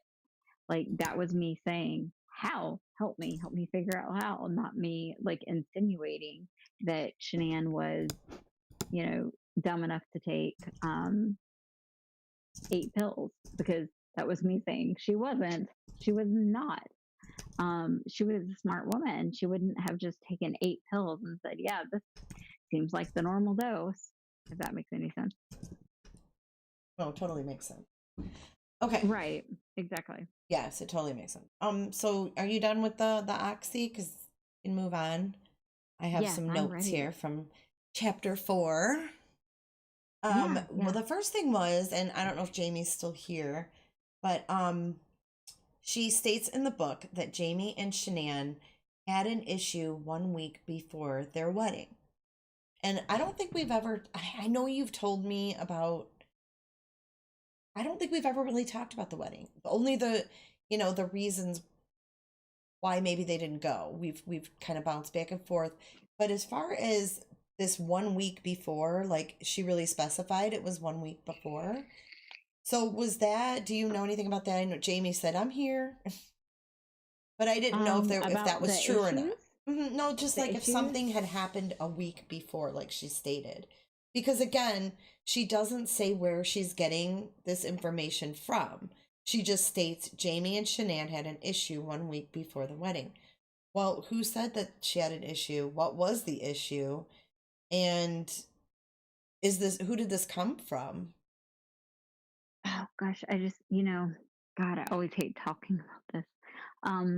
Yeah, there was an issue, and I mean, it was just Jamie couldn't get off to go in and do some of the activities that Shanann had planned, and that upset her. And you know, there was already sort of some issues swirling. So the fact that Jamie couldn't make it just kind of like Shanann, took things over the edge for them. Yeah, and there was an argument, and you know. Okay, I've never seen a family with a wedding being planned where there wasn't some kind of drama. Yeah. Whether it's somebody's not paying for this, or somebody didn't do this right, or so-and-so doesn't want to help with make the party favors, and so, you know, well, there's always something. There's always something though, that's typical family drama. Yes. Like, that's nothing to like go, oh my God, what a horrible person. Yeah, and it was blown completely out of proportion, and it resulted in you know, familia, feeling like they were not familia. That's what resulted in familia. Michelle just said that in chat. Familia. Yeah, it clearly it caused Jamie and her children to feel like they weren't welcome. So I mean, that's that. Okay, so there was another thing that was a simple explanation on that one. Here's another thing about Jamie that was in chapter 4, and it says, "Was Jamie there when the ice cream came out?" That's my question. Was Jamie there when the ice cream came out? Because this is what the book Mm-mm. says. The book says that when Nutgate happened, that Cindy told Shanann to leave until she got her temper under control. Now, I don't know. I've never heard that before. No, actually, there was the other way around. Cindy went ahead and left and took Jamie's children with her in order to give Shanann time to calm down. Okay. The only people that were present were Cindy and her two grandchildren by Jamie and Shanann and the girl. So Ronnie wasn't there, as stated, and Jamie was not there. Okay. I just wanted to clarify that because Yeah, no. so yeah, I so think that there was was, what she said first with the told Shanann to leave, and then she said that Cindy took Jamie's kids and left, mhm. and that Ronnie just kind of walked out of the room like it was just too much. Yeah, Ronnie These was at women. work. Oh, so he wasn't Yeah, even right. there. He wasn't even No, there. he wasn't there. He Okay. wasn't there. Yeah, so All right. that was wrong in the I book. know that this has been gone over and gone over and gone over, but those were like Yeah, three no, things that's that okay. seemed Ask me. I would open-ended. rather it be Yeah. right. I would rather it be put out there. And clarified a Absolutely. million times than not. Yes, exactly. Well, that was all I had for that section of the book, so go right ahead with yours. I'm looking through my notes now. So, okay, so I need to take a quick break really fast, but I Okay. do want to say something and then I want you to give your opinion on Okay. it while I run and do what I have to do. Okay. So, the part in the book that was revealed where, Nicole Kessinger goes upstairs and she's led up by Dieter and she goes up there and she sees all of the pictures. And she comes back down and she's stunned, according to Chris, and she kind of questions Chris about his relationship, and Chris tells her that he and Shan had discussed having a baby, and Nicole kind of says, your relationship could not have been that bad if you and Shanann were trying to conceive. That tells me that he in fact had Shanann believing that they weren't even heading towards separation, but he had Nicole Kessinger believing that they were separating and that there wasn't a baby. There, he didn't admit to her that there was a baby. So at that point, the fact that Nicole believed him and she took the bait tells me that he had her snowed and that maybe she had not looked Shanann Watts up and she wasn't looking her up daily and she didn't know. She went out to the car and or out to her truck and sat there and she messaged Chris according to the book and he convinced her to come back in. So, there are a lot of people saying that, Nicole must have known and I'm one of them. Like I thought, how didn't she know that Shanann was carrying their baby because Shanann was so open about her life on Facebook. But looking here and the fact that he was able to convince Nicole Kessinger to come back inside tells me that Nicole didn't actually know anything about the fact that a baby was on the way. It tells me she believed him and his BS, and she laid down with him and he convinced her that, you know, that there was no baby coming. I mean, she didn't ask him about the baby per se, but he had her convinced that you know he did that when he thought something might still be there. But Nicole came into the picture, and he has since been dedicated to her. I mean, do you get that vibe? Like, Well, I thought that I she mean, he had. essentially Well, just to played go her. back on the. Well, I don't know. No, I don't. I've never gotten that vibe. But I'm starting, more and more, I'm starting to see a different Chris than what I originally thought he was, the type of person I thought he was. And I'll explain that in a second. But I want to go back to the discovery where it showed that NK searched Shanann, I believe, in like January. Mm-hmm. And I think it was Chris that was the prior September of 2017. And I believe the Shanann search was July 8th of 18. Am I right about that? I think. Right. Okay. So what do you think? I mean, if she had already looked up Shanann in January, I have no doubt that if she was screwing her husband, that she was looking at her Facebook. I find that But very where hard to where believe are that she those would have. searches? Like, why did they leave them out? Why would they show us a search from 2017 for Shanann? Yet they don't show us like anything else. Nothing. Like, I gotta believe, because I'm a female. Um, I'm dating this dude, and he's telling me he's separated from his wife. Number one, first thing I'm going to do is go and search this chick and find out who she is. Is she my competition? Like, all those Yeah, things. I am absolutely going you to would. Right. I am going to know everything about her from A to Z. Yep. The only search we see is this one, like a year prior to him and her ever even coming in contact. So it's really hard for me to believe that she didn't search her.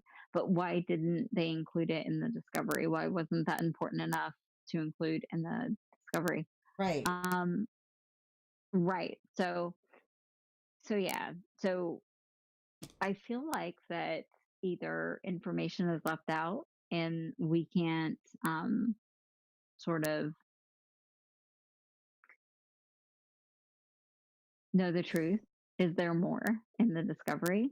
But at this point, the only thing we have access to is the fact that she researched them a year prior, but there were no other searches like to prove that she knew That we Shannon know of, was right? was pregnant. None that we know of. We have no proof of that. However, I think that common It could sense would exist. say she's Yeah, looking. She's looking. exactly. And she's Right. definitely Okay. going to see this announcement video. And that's what always kind of made me wonder if Shanann knew or felt maybe that something was going on with Chris. I don't know. But I always have kind of played around all these different scenarios, and that was always one of them because I guess just her videos were just kind of over the top. Maybe that's just how she was. But with the he is the best thing that ever happened to me, and like making it look so great. I know part of it obviously was for her business, but I wondered if there wasn't a little more thrown in there, and if she kind of had an idea that maybe he was having an affair, or maybe she was suspicious of it.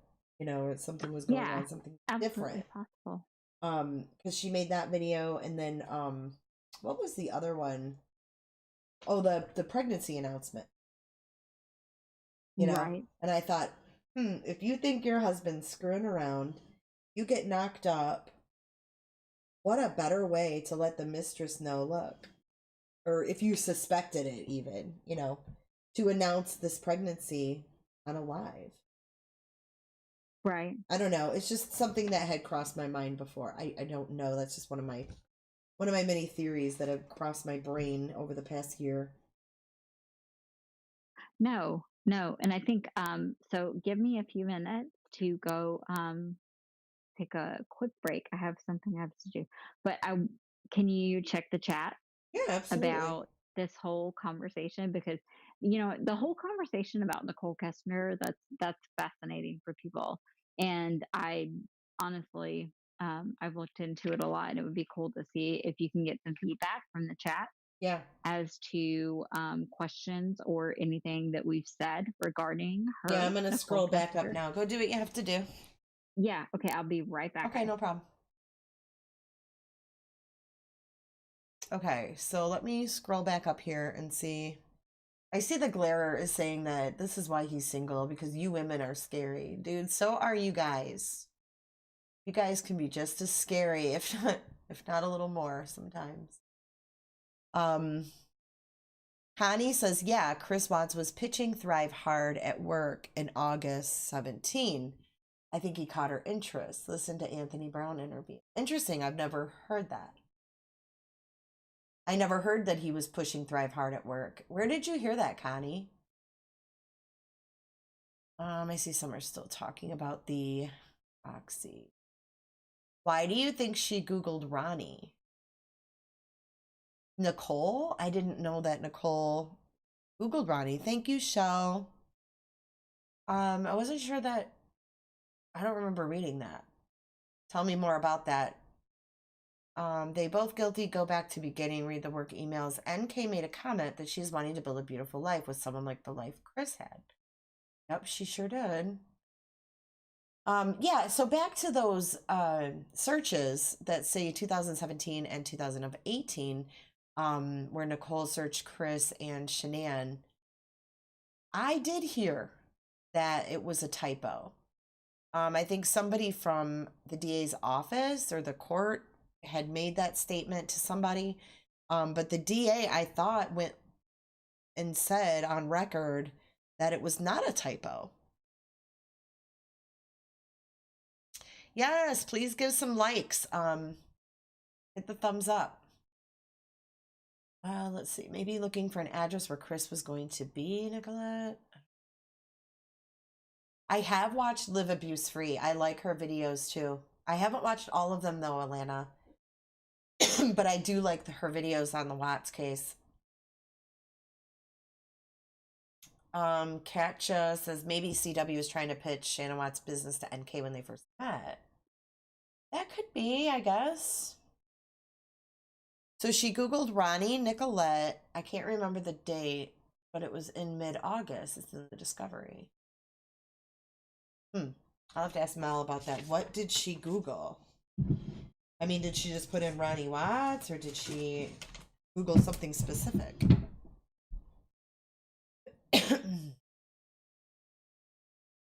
Yes, I agree, Valerie, that she definitely would have looked up Shanann.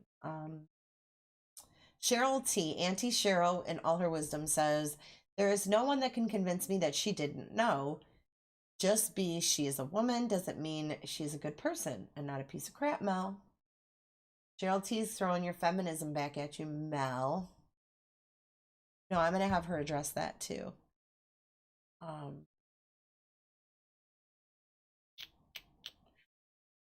When your work makes you such a public figure, it becomes really easy to stalk you. Googling Ronnie is strange.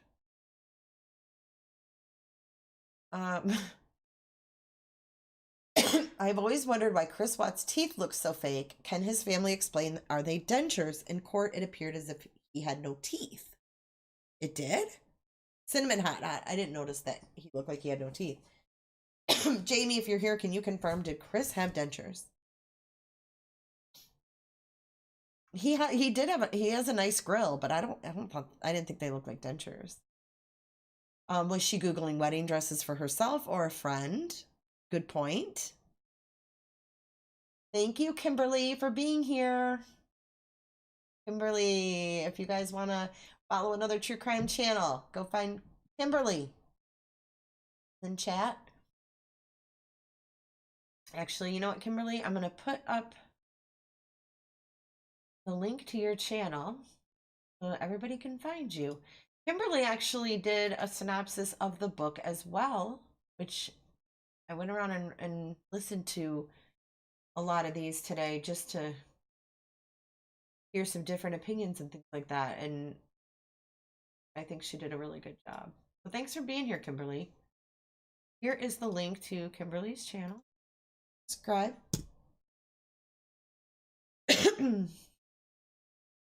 Let's see. Nicole says when we went to North Carolina, not he went. Now, Sheila, I don't. That either.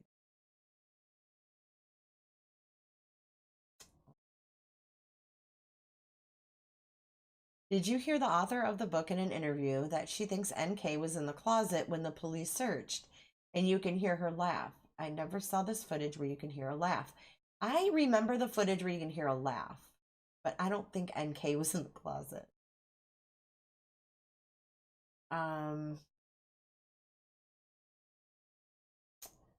Now I must find if this is true. Didn't she just look up Ronnie Watts on Facebook?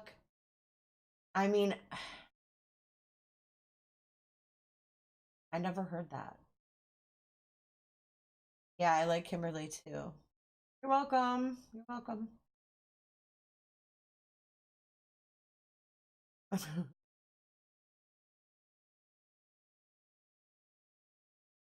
She Googled Ronnie Watts on August the 12th.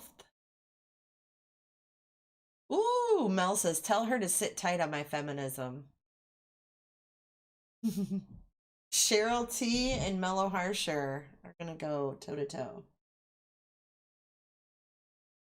You're right. Golfer gal, they could have been flirting at work for a while. Jamie Lee says, I think they crossed some boundaries before the Anadarko Karma email. Then they went to the park and things progressed from there. I agree with you there.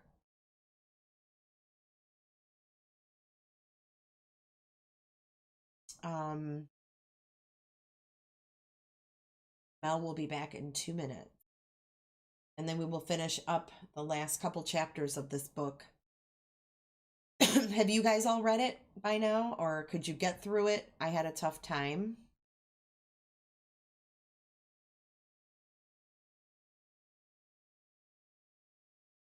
You're welcome, Cinnamon Hot Hot. Is Jamie still in chat here? Name in a minute. She might still be listening, or she could have went to bed. Some of us have to work tomorrow.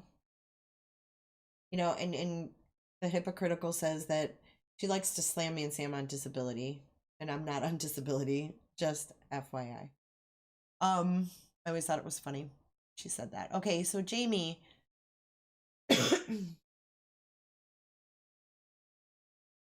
what was the question?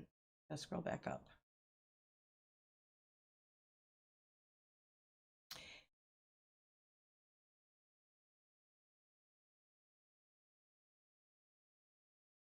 Why does he feel so comfortable telling strangers what he did that morning, yet leaves his parents and sister in the dark? Trump, that's a really good question, and I bet you that his family would like to know the answer to that question as well. They feel, you know, left in the dark. Oh, yeah. Did she answer about his teeth? Jamie, I know it's silly, but I guess everyone wants to know.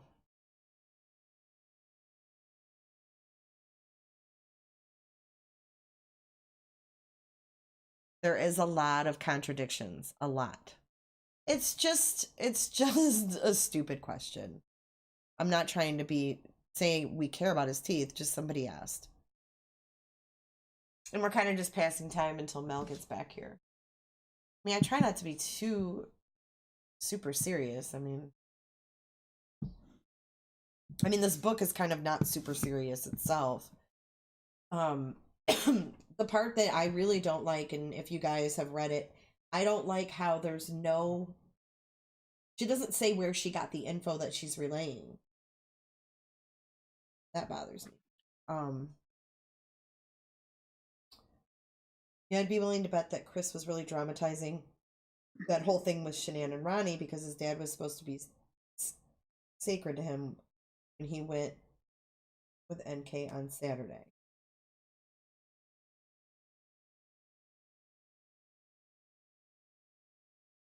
Oh my gosh, his teeth were very, very white. They asked if his teeth were real because they're so white and perfect. Hey, are you back? Yeah, can you hear me? Yeah. So Jamie just Okay. confirmed that they're real, so we can put that away. Oh God. I hate that she had to do that. Well, I mean, it's just kind of a dumb question, but whatever. We're here to give the truth, right? So he does not have dentures. Oh my God. But This is awful that this even has to get done. All right. so there was So back on topic. yes, so there was some questions that there was a couple things that I wanted to give you an opportunity to address. Okay. But again, I gotta scroll back up.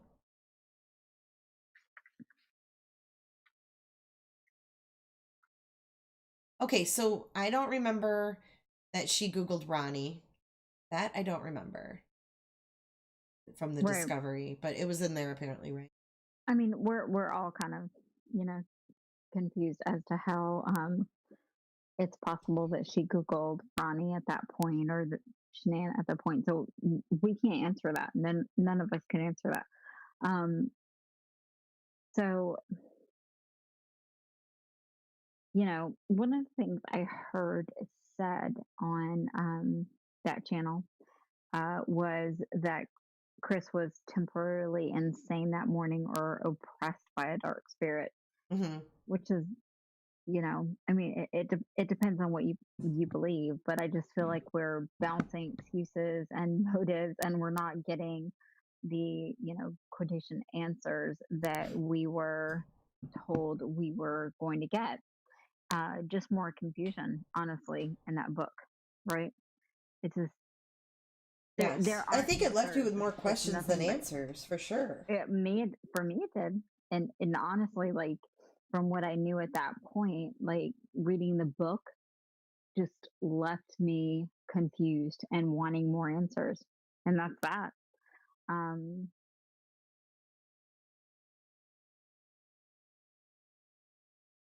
Well, like I was saying, again, I don't like how she doesn't say where she gets the info she's relaying, and I think that's why I'm left with like 5 times more questions than I had before, because the stuff that she is relaying, I don't know if it's her opinion. I don't know if Chris said it. I don't know if Cindy said it.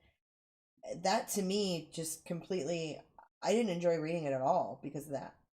no, because you have you have his letters, and you have her trying to tell us what Chris said via phone, via sitting in Visits. front of him and talking to him, and then also letters. So when she is repeating the things that he has said, we don't know where it came from. We don't know the source. We don't know if she's telling the truth. Why would you post a letter but then give your opinion of a conversation that you had with him? And you don't even mention if that conversation was had via telephone or sitting in front of him. So it's very confusing. It's way like once I personally read the book, I couldn't remember what did he say in a letter that was printed in her book, and what did she say that he said. Like I was confused by like all of those Me things. too. It was very difficult for me to go back. It almost felt like this book was meant to confuse everybody. Yes, it was like confuse the masses, man, and then they'll stop asking Right. questions. Exactly. All right. I felt the So, same way. There was a yeah. couple examples that I wanted to kind of give from Go chapter ahead. 5. Okay. She said, and this is a quote, it's hard to write a true crime story when you're only getting one side of the story, end quote. It's hard to write a true crime story when you're only getting one side of the story. So she Well, admits it. well,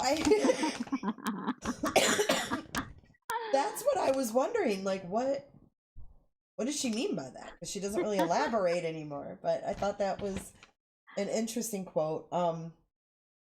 Another thing from that You caught chapter. that? Oh my God. This is why I love you. Holy crap. Yes, I was like, exactly. It's totally difficult to write a true crime story when you're only getting one side of the story.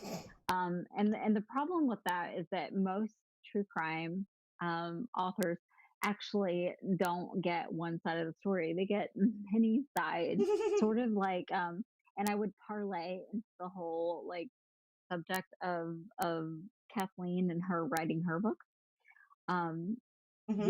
you interview many people because you do have a subject that's deceased, and that's awful. Right. But in order to get all sides of the story, you really need to investigate. And if you have an author who has not really investigated, like, she's so lucky because she was able to have access to the murderer and his opinions, but she also needed to get the opinions of many others around him. Like her friends, She his took an friends, his opportunity, family. man. Her She took a huge, yes, huge, she she had had the it. world in her hands and she blew it. Totally blew it. And you know what worries me is because I do want to hear what he has to say. And I want it factual and not skewed. And I'm worried that she's ruined it for somebody else to have the opportunity to do that because Right, she blew right, it. right. Yeah, yeah. So one of the things I found interesting was that I have some downstairs.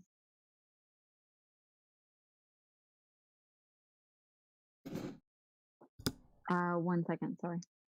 No, the Zyrtec is downstairs. If you actually look, like if you go into my medicine cabinet, they're sitting right there. There's Zyrtec. There's I had put some aside for myself, Someone's but I'm going in going to give Mel's you those. medicine bin at her house. You go in my Dear medicine God, this is what bin. oh my God. If Okay. people would stop hacking and coughing and asking me for Zyrtec, I could make it through this podcast. I'm sick too. Hey, life happens, God, it's girl. What are you horrible. gonna do? Okay, so Sherilyn kind of discussed narcissism in her book, and I wish she would have consulted and included, a professional Hmm. kind of giving their opinion on narcissism, because honestly, I think she's on to something with the narcissism, Yeah, but it would have and been and nice I to think have it should be like discussed. someone who specializes and is a expert. That's Yes, just responsible journalism, in my opinion. my opinion as well. And it would have made for a very insightful book. Like I said, she had And the opportunity thrown in her lap right there when he agreed to meet with her, and she blew it. right, exactly. And Sherilyn says, um, and I quote, Shanann had less than 36 hours to live. Did she start to feel her life was almost over? Research has shown that people don't have a clue. That bothered me. That Mm, statement bothered me. That's sort of like, pretty let's morbid. let's let's belittle her further by talking about how she's research has shown that most people don't have a clue. Like I just felt like that that's the most unnecessary thing I've ever heard of that should go into a book. It not Like, only is it unnecessary, but she doesn't even quote her research. Like she doesn't back and up it's any. disrespectful. It is so disrespectful, and she doesn't follow anything up with facts or source. Nothing. It's just like she just throws this out there, and she leaves the reader guessing where it came from. It's crazy to me.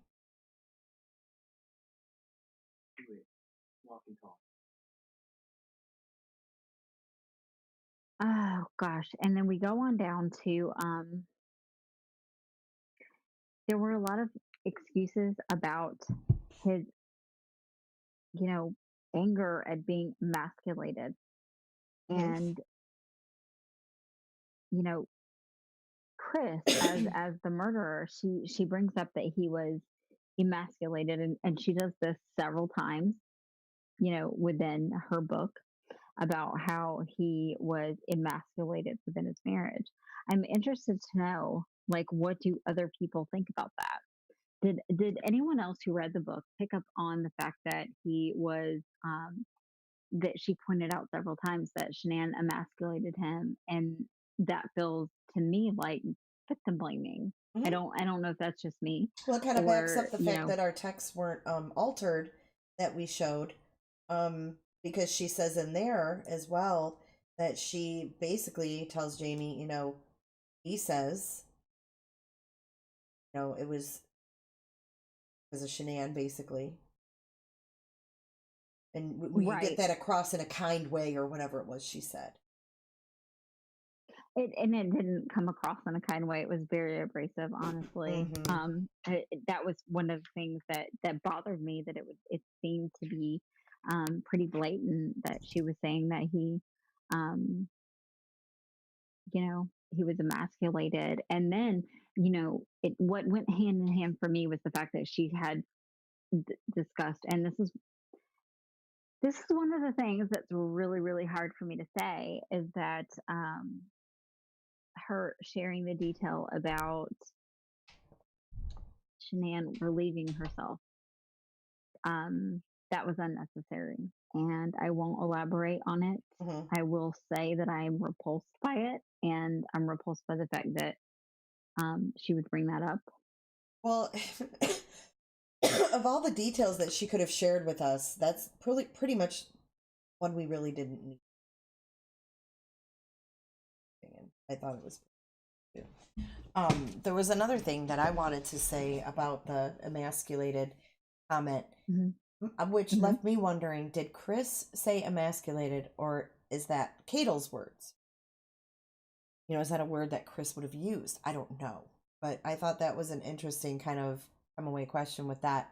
And then another funny kind of thing is the chapter that's in is chapter 5, and it's called All About the Money. But it seems like she gets a little off topic in that chapter, because then she starts talking about Chris being emasculated. And is it all about the money, or is it all about how Shanann treated him? It was just like all over the place. And that's my take on being a reader of the book. That I thought it kind of just confused me more than anything. Right.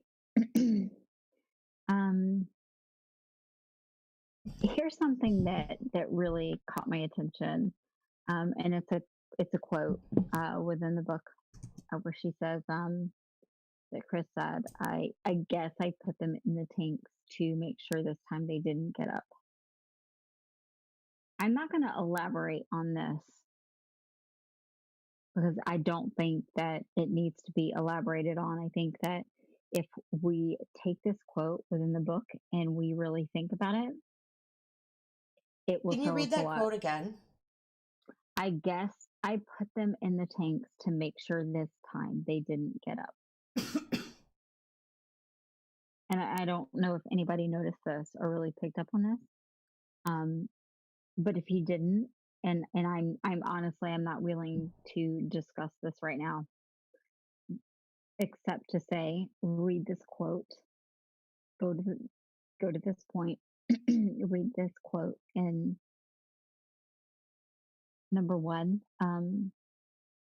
this is really an awful thing to share, and number two, if we're gonna kind of analyze this, I'm gonna not analyze it further here, because I don't think that either you or I are prepared to analyze that.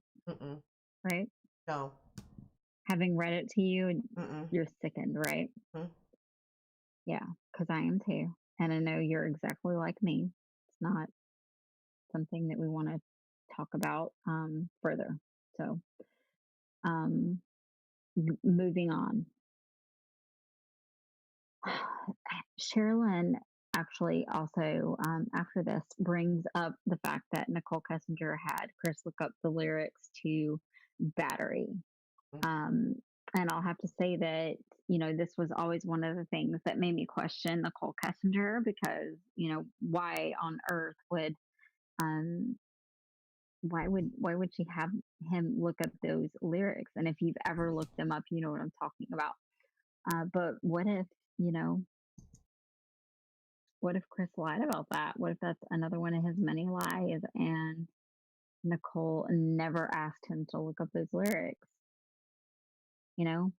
After all, he was the Metallica fan. So I always thought that was a little weird, anyways, because he was such a huge Metallica fan. He would know that song and Right. he would know the words to And that song.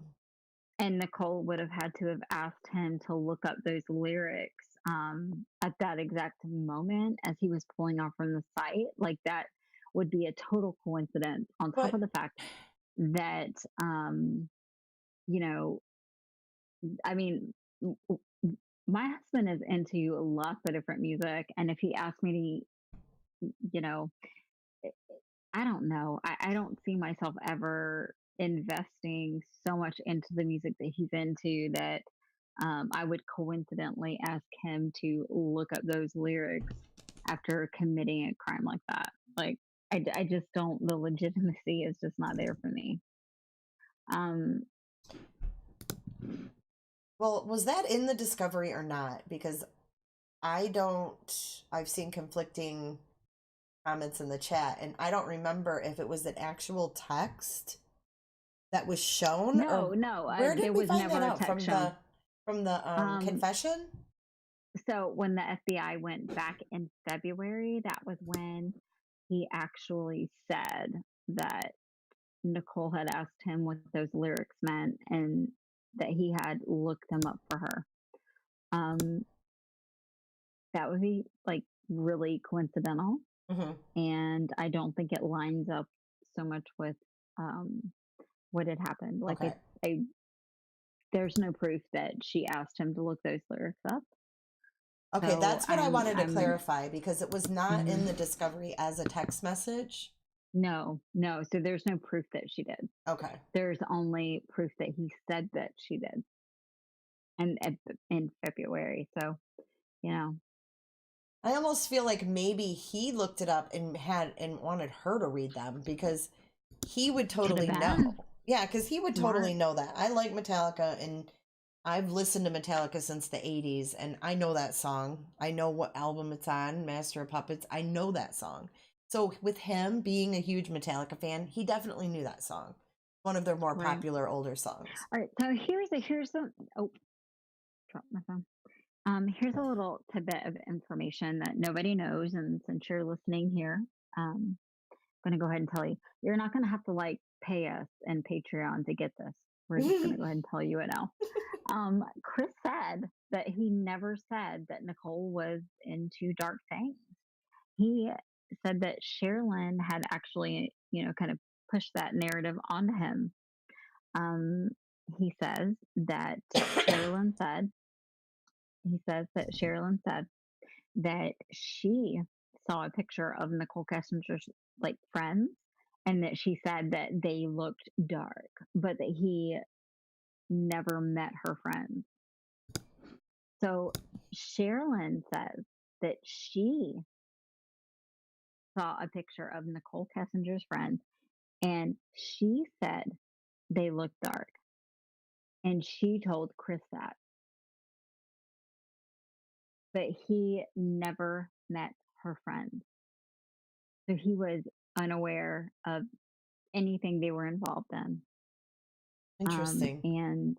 And Carolyn saw the picture and told him that they look like dark souls. So that was most definitely not something that well, when I say most definitely, that's loosely because This is again, true. you know, Yeah. it's Chris's truth. But he did say this. He said, and he seemed pretty adamant about the fact that, you know, he was not the one that said that Nicole Kessinger was into dark things. So there's a little tidbit of information that I think is important for everyone to know. Like, Thank you for didn't happen sharing like that. Yeah, of course. And I had a few other things that I wanted to share as well, and Okay. they may be off topic from this. Real quick, I want to ask you something. Can we talk about his phone or no? His phone? Hmm. Like where it is. Oh yeah, yeah. Okay, It's because it's still in possession of Weld County mhm. or the FBI, whoever has control of it. At one point, his family was told they were gonna get the phone back, but they didn't get it back. Okay. They decided that they needed like to keep it, but they did say that they would give them the photographs of the girls off of it, just like innocent photographs, but not necessarily like any screenshots or text messages or anything like that. That they could get photos of the girls, and that was it. Mm. But they were going to keep the phone. So yeah, they were Okay. told at one point, yes, they were getting it, and then they were told no, they weren't getting it. I just So wanted to clear that up because there was some things going on in chat. what's going on in chat? Oh, they were What's just this? saying that Chris's dad has his phone, and someone else was saying no, he doesn't. The police have it, so I just wanted you to clear that up. Yeah, no, the police still have it, definitely.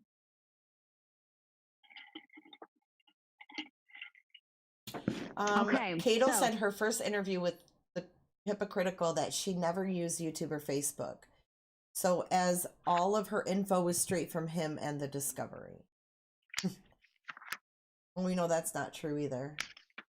that she never used Facebook or YouTube. Facebook or YouTube. Yeah.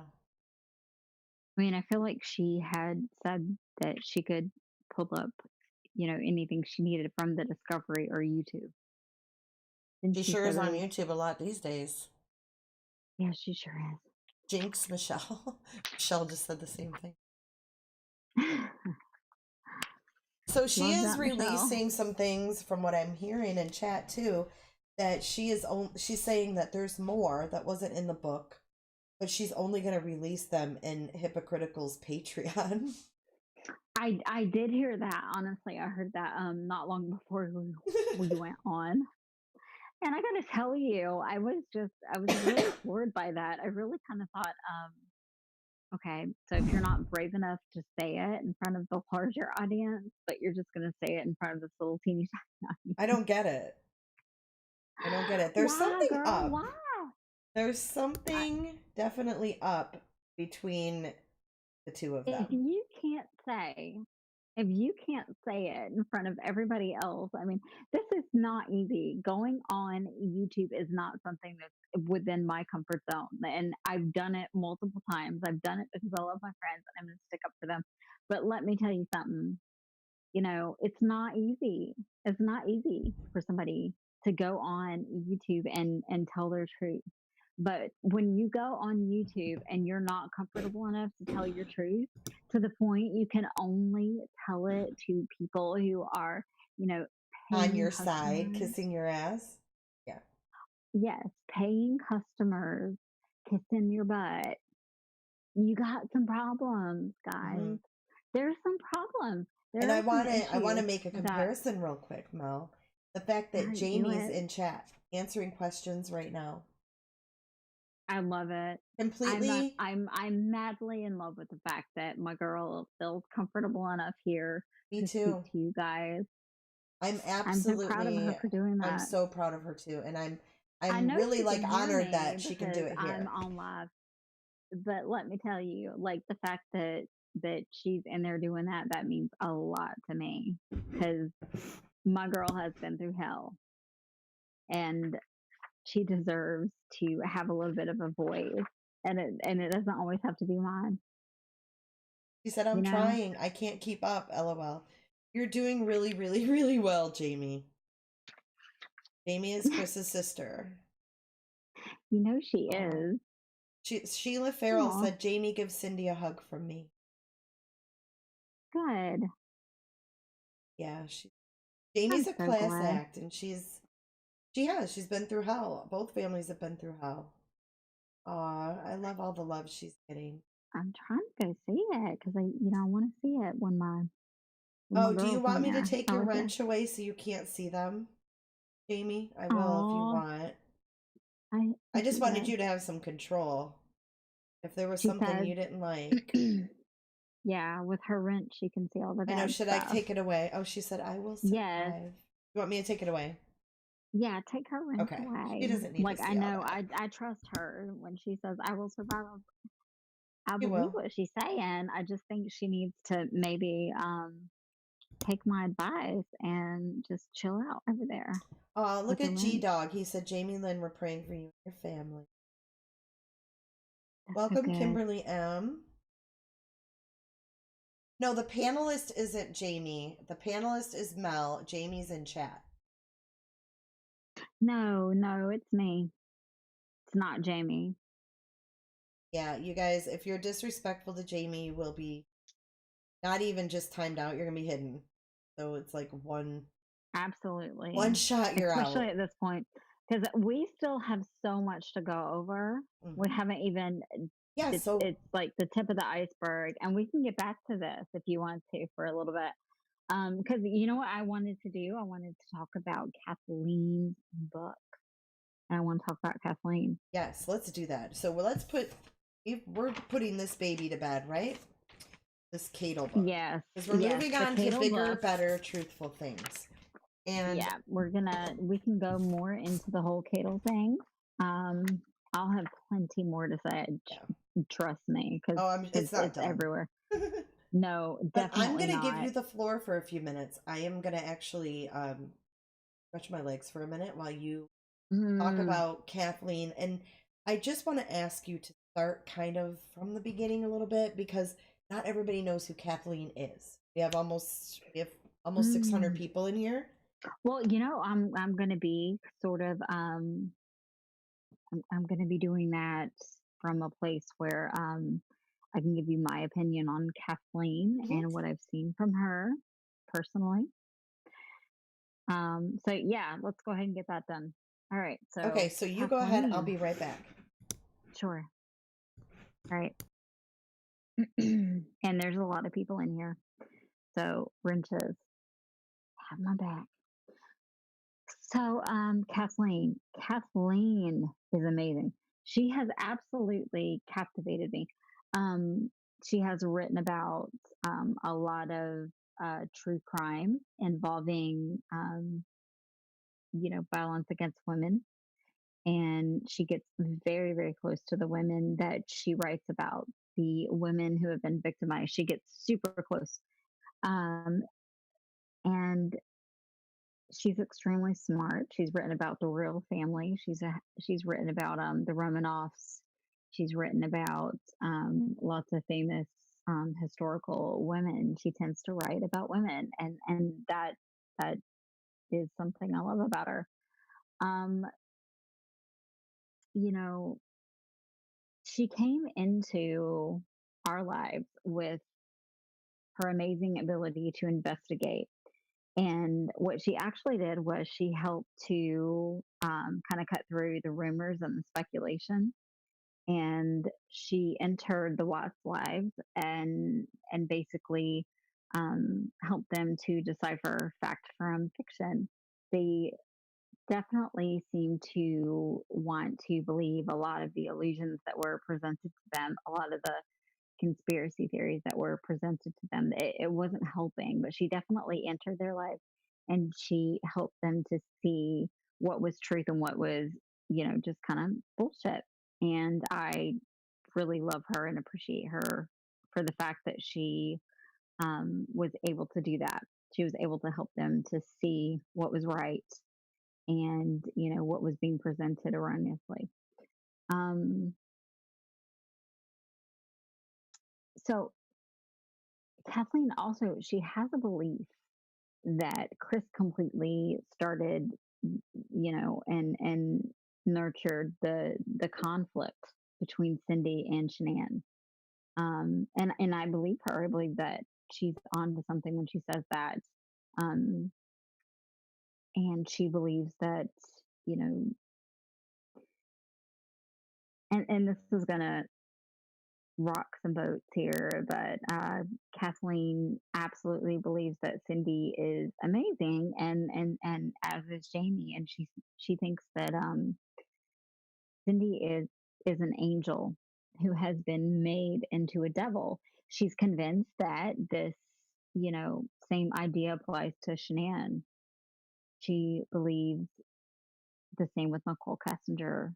It seems like these women have all been made into devils. Cindy and Jamie and Shanann and Nicole Kessinger. And it all leads back to one guy. It leads back to Chris. Chris seems to be the one who's, responsible for the fact that these women have been vilified. And I agree with her. I totally do. I think it's the feminist in me, but I absolutely agree with her. So I'm going to look at the chat now and see if I have pissed off a lot of you guys. And if I have, I will answer questions. If you have them, please give them now.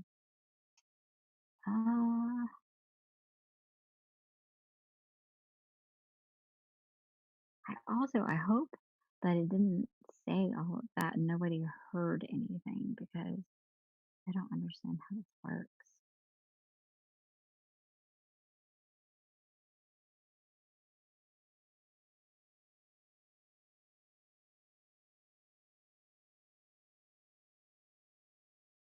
Yes, Valerie, love.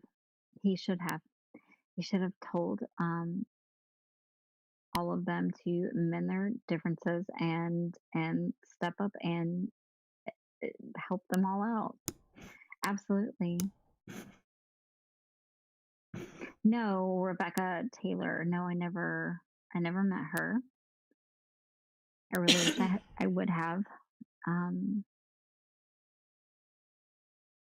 Yeah, I just want to ask everyone to kind of slow down on the questions for Jamie. I know that you guys have waited a long time for some answers, and she's doing a great job at giving them, but it's a little overwhelming. But I do appreciate all the respect. Your chat is amazing. Jay, your people are absolutely amazing here. Aw, hear that?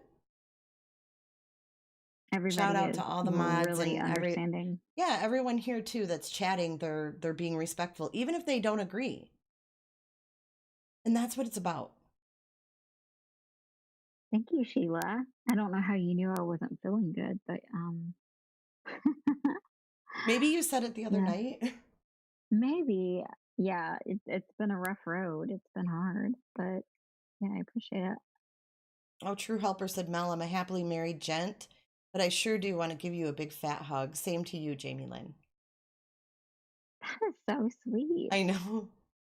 Yeah, everybody here is I'm married very to kind. a dude like True Helper. Aw. Lucky ladies. Absolutely. Lucky ladies. Yeah. Yeah. So, back to Kathleen. And this is what I was kind of saying before you popped back on. I was listening to you. Yeah. So Kathleen thinks that Cindy is an angel who has been made into a devil. And she's convinced that, the same idea applies to Shanann. The same with Nicole Kessinger. And I tried to make that point, and I think you weren't here to listen to it. But,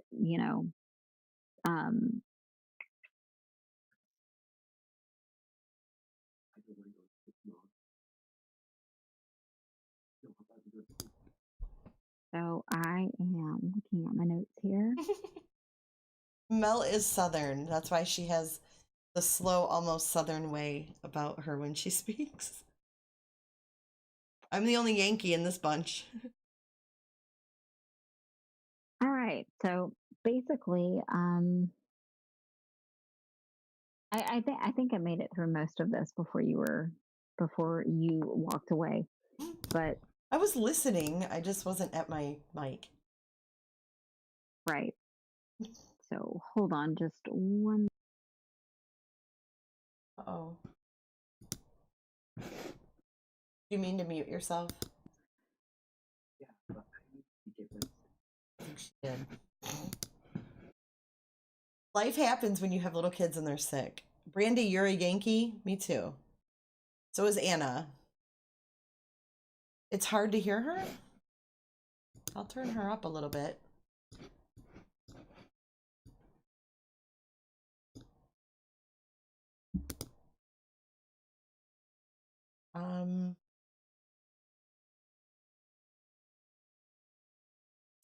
I'm curious, are you saying she sees NK as a victim as well? I think that's what she's saying, yes.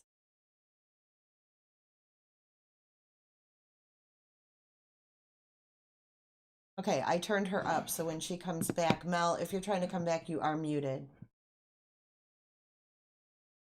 Brandy, a fellow Detroiter.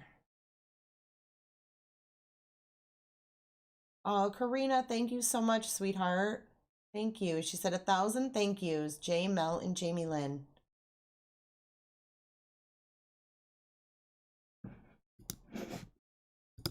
My nose.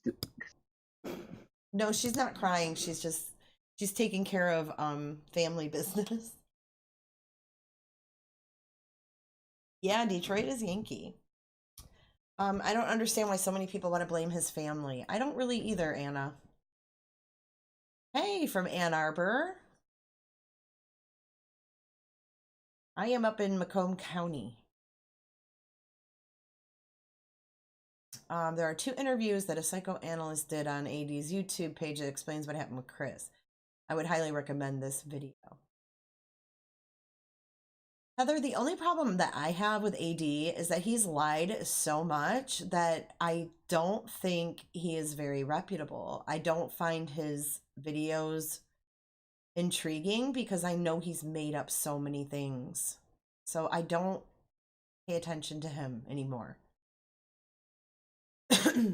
Yeah, anything from like Ohio north, like as far as in my area, in the Great Lakes area, like Ohio, Indiana north is Yankeeville here.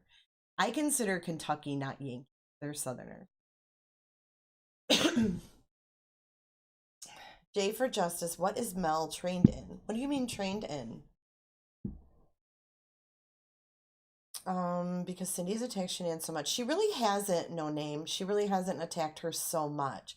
If you consider attacking, telling stories of things that happened, I don't understand where you're saying she attacked her so much. Because Cindy hasn't spoken out since last year. I used to watch AD. He's a liar and stir the pot. Yes, he is. He lies about a lot of stuff. RC, it's funny you say that because So his sorry. backdrop to me, I told him one day to iron it because it had the folding marks from the paper thing he bought. Okay, Mel's back. I am so sorry. I have a teen who is a little sick right now, so he was That's what needing some I help. told everybody. Yeah, I was like, hold on, buddy. Oh, Okay, you're so fine. so like we talked about, so one of the major things is going back to Kathleen and her book, and I know that a lot of people have a lot of questions about this. So Kathleen gets very attached to the girls that she writes about, the deceased girls, and Mhm. and it sucks to have to group Shanann into that because that brings a whole lot of reality to it, Mhm. But the fact is that this is the girl, the mother, the wife that Kathleen is sort of, enthralling herself with right now, and she's very attached, and she's heard some great things about Shanann, and she doesn't intend to write a book that's sort of, a hit piece on any woman. This book that she's writing is actually meant to point out the fact that all of these women tie back to one man, and she she's getting attached to Shanann in her journey to find the truth. She's also gotten attached to Cindy and to Jamie, and she hopes to talk to any other woman that's attached to this case. She really hopes to talk to Nicole Kessinger at some point because she also understands her position. So this book is not going to throw any woman under the bus at all. This book isn't geared towards that. And the one thing that Kathleen knows about Chris is that he lies about everything and about everyone he's ever met. And she's not fooled. We've had Right. many conversations and she's absolutely not fooled. Um, and she's not about to write a book that beats up on innocent women. It's not going to happen. And here's something else that I really want people to understand. And we're closing in on you know 3 hours here, but Are I we want to say really? that God, yeah, can you Wow. believe it No, it flew took us by. that long, but we had so much to go over. We had Wow. so much to talk about. But the Watts chose Kathleen to write this book. And they did that because she has the ability to get them the answers, and they chose Kathleen. So And, they chose you her know, out of other yeah, people they that were chose coming her. to Yeah. them. So many people were coming to them. And honestly, Sherilyn was already writing her book when they did start talking to Kathleen. And the reason, honestly, was because they felt like uh, at some point, they felt like, you know, Sherilyn wasn't going to get them answers. Hmm. They felt like she was completely for Chris, and that, anything that she had to say was going to be for Chris. And they get that feeling a lot with people who communicate with Chris and then, try to give them some insight. But Kathleen was,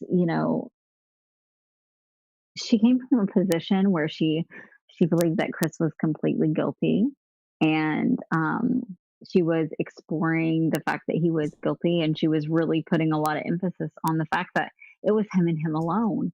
And they still chose to seek her out to write this book because they felt like she was their best bet at some answers, because they knew that he was not innocent, and they knew that she could actually get them the answers that they wanted, the answers that they needed.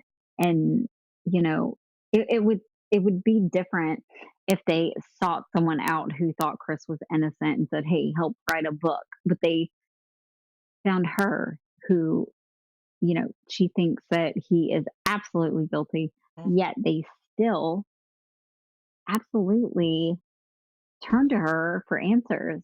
What does that tell you? It tells you that they're being completely realistic, and they're being fair, and that they just want the truth. Because if they Yes. didn't, they would have chose someone who thought Chris was innocent. But that's not the case. Um, and I do want to say that, you know, those leak chapters, those weren't enough to stop her book. And it's not going to bother her. Um, you know, and she's an interesting person, and I honestly, I admire her. Um, she is she has the ability to read what other authors write and Hmm. appreciate it. For instance, Nick Vanderleek, she loves his books, and she admires, like, the fact that he can get so many books out so He's good. quickly. And He's good. yeah, he's totally good. And she adores that about him. She admires that about him. And I think that, like, good authors really appreciate other good authors, you know? Like, they boost each other in a way, and they help each other kind of survive in this environment.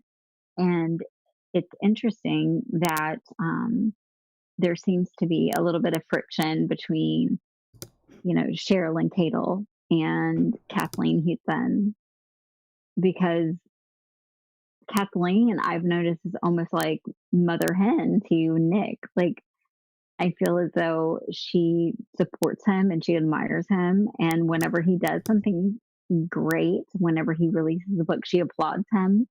You know, Hmm. I feel like that's what a good author would do. You don't get that with Sherilyn Cadle.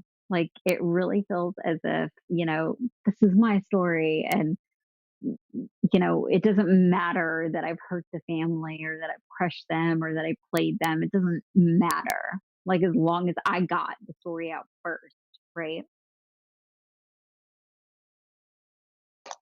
Yeah. Sorry, I'm keeping up on chat. Jamie said that she What are they wants. saying? Well, Jamie said that she wants to answer anything, and everybody has given her lots of love and telling her how brave she is for that. And I told Oh, her that yes, that's we can talk amazing. and plan something. You know, it would be absolutely under her at her comfort level. You know. But yeah, everyone is So telling her how they appreciate her being here, and even coming into chat and answering questions like she is. It takes a lot. She said, "I'm not that's strong. I'm just amazing. tired." But I get it. But you are True. strong. But you are strong, or you wouldn't be in here. Absolutely. Absolutely. Yeah, So, we can take what's going questions when on in she comes chat? Let's on. take a couple. Yeah, well, let's go ahead and get some of that out of the way too, since I'm here and I think we've made all of our points. Yes. Hold on. Jamie said, "I can see all the bad comments. I know me and my family." You shouldn't be able to see any of the bad comments anymore. But if they're disrespectful, they are getting deleted, Jamie. But yeah, Yeah, you know because you see, and your I family. don't see all of the bad ones. I want you to have a chance more so than you already have via, showing those text messages really showed who you are and showed the kind of person you are. But I want you to have a chance to show that even more so, because you can't fake that. The kind of person that you are and the kind of person that Mel is, you can't fake that for that long. You know, one way or another, if you are a certain way, it's going to come out. And Right. I mean, look at the hypocritical K. She portrays herself as one way when she's live. Now, not all the time though. She slips up.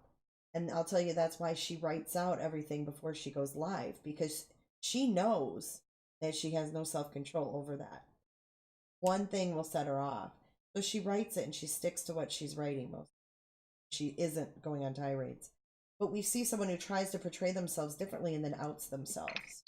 She told on herself with her behavior, with her obsession of me for a year, with her badgering of the Watts family.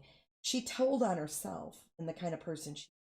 So where I'm going with that is I'm saying, Val, I've talked to you for a long time now. I've never gotten Right. nothing. You've been completely consistent the whole time. So I want people to Right. see that Jamie is that type of person as well. Well, yeah, I mean, she's been kind of, in the background, and not in a bad way, like the way that it's been Right. it's been kind of retold that she was, controlling things. No, she has been in the background because, you know, she's been in my background because she's my friend. And so she's going to be in my background. But not like this whole idea that she's controlling a narrative or she's doing something that's um, sort of swaying the people around her. That's not been the case at all. That's not been my experience with her. My experience with her has always been that she's broken and upset, and that's what we talk about. Like, I've never had a conversation with her where she was like, hey, can you go on Jay's channel? Can you go into groups and say X, Y, and Z? It's never been my experience with her that she would say anything like that. My decision to speak out has always been my decision and mine alone. And she's always made it known that, like, hey, you don't have to do this. You do not have to do this. And sometimes she expresses worry, but, it is, I've told people before, I'm a cause girl. Like, if somebody I know needs something, I'm going to give it to them, and I'm going to help them in the best way that I can. At this point, though, I have involved myself to a point that I'm invested now, and I'm not going anywhere, and I'm not going to shut up. And I Why? think a Why lot would of I have people to? have said it in chat that they all want a friend like Mel. Thank you. Hmm. Well, you know, I have, like, I know that my friends would do the same for me.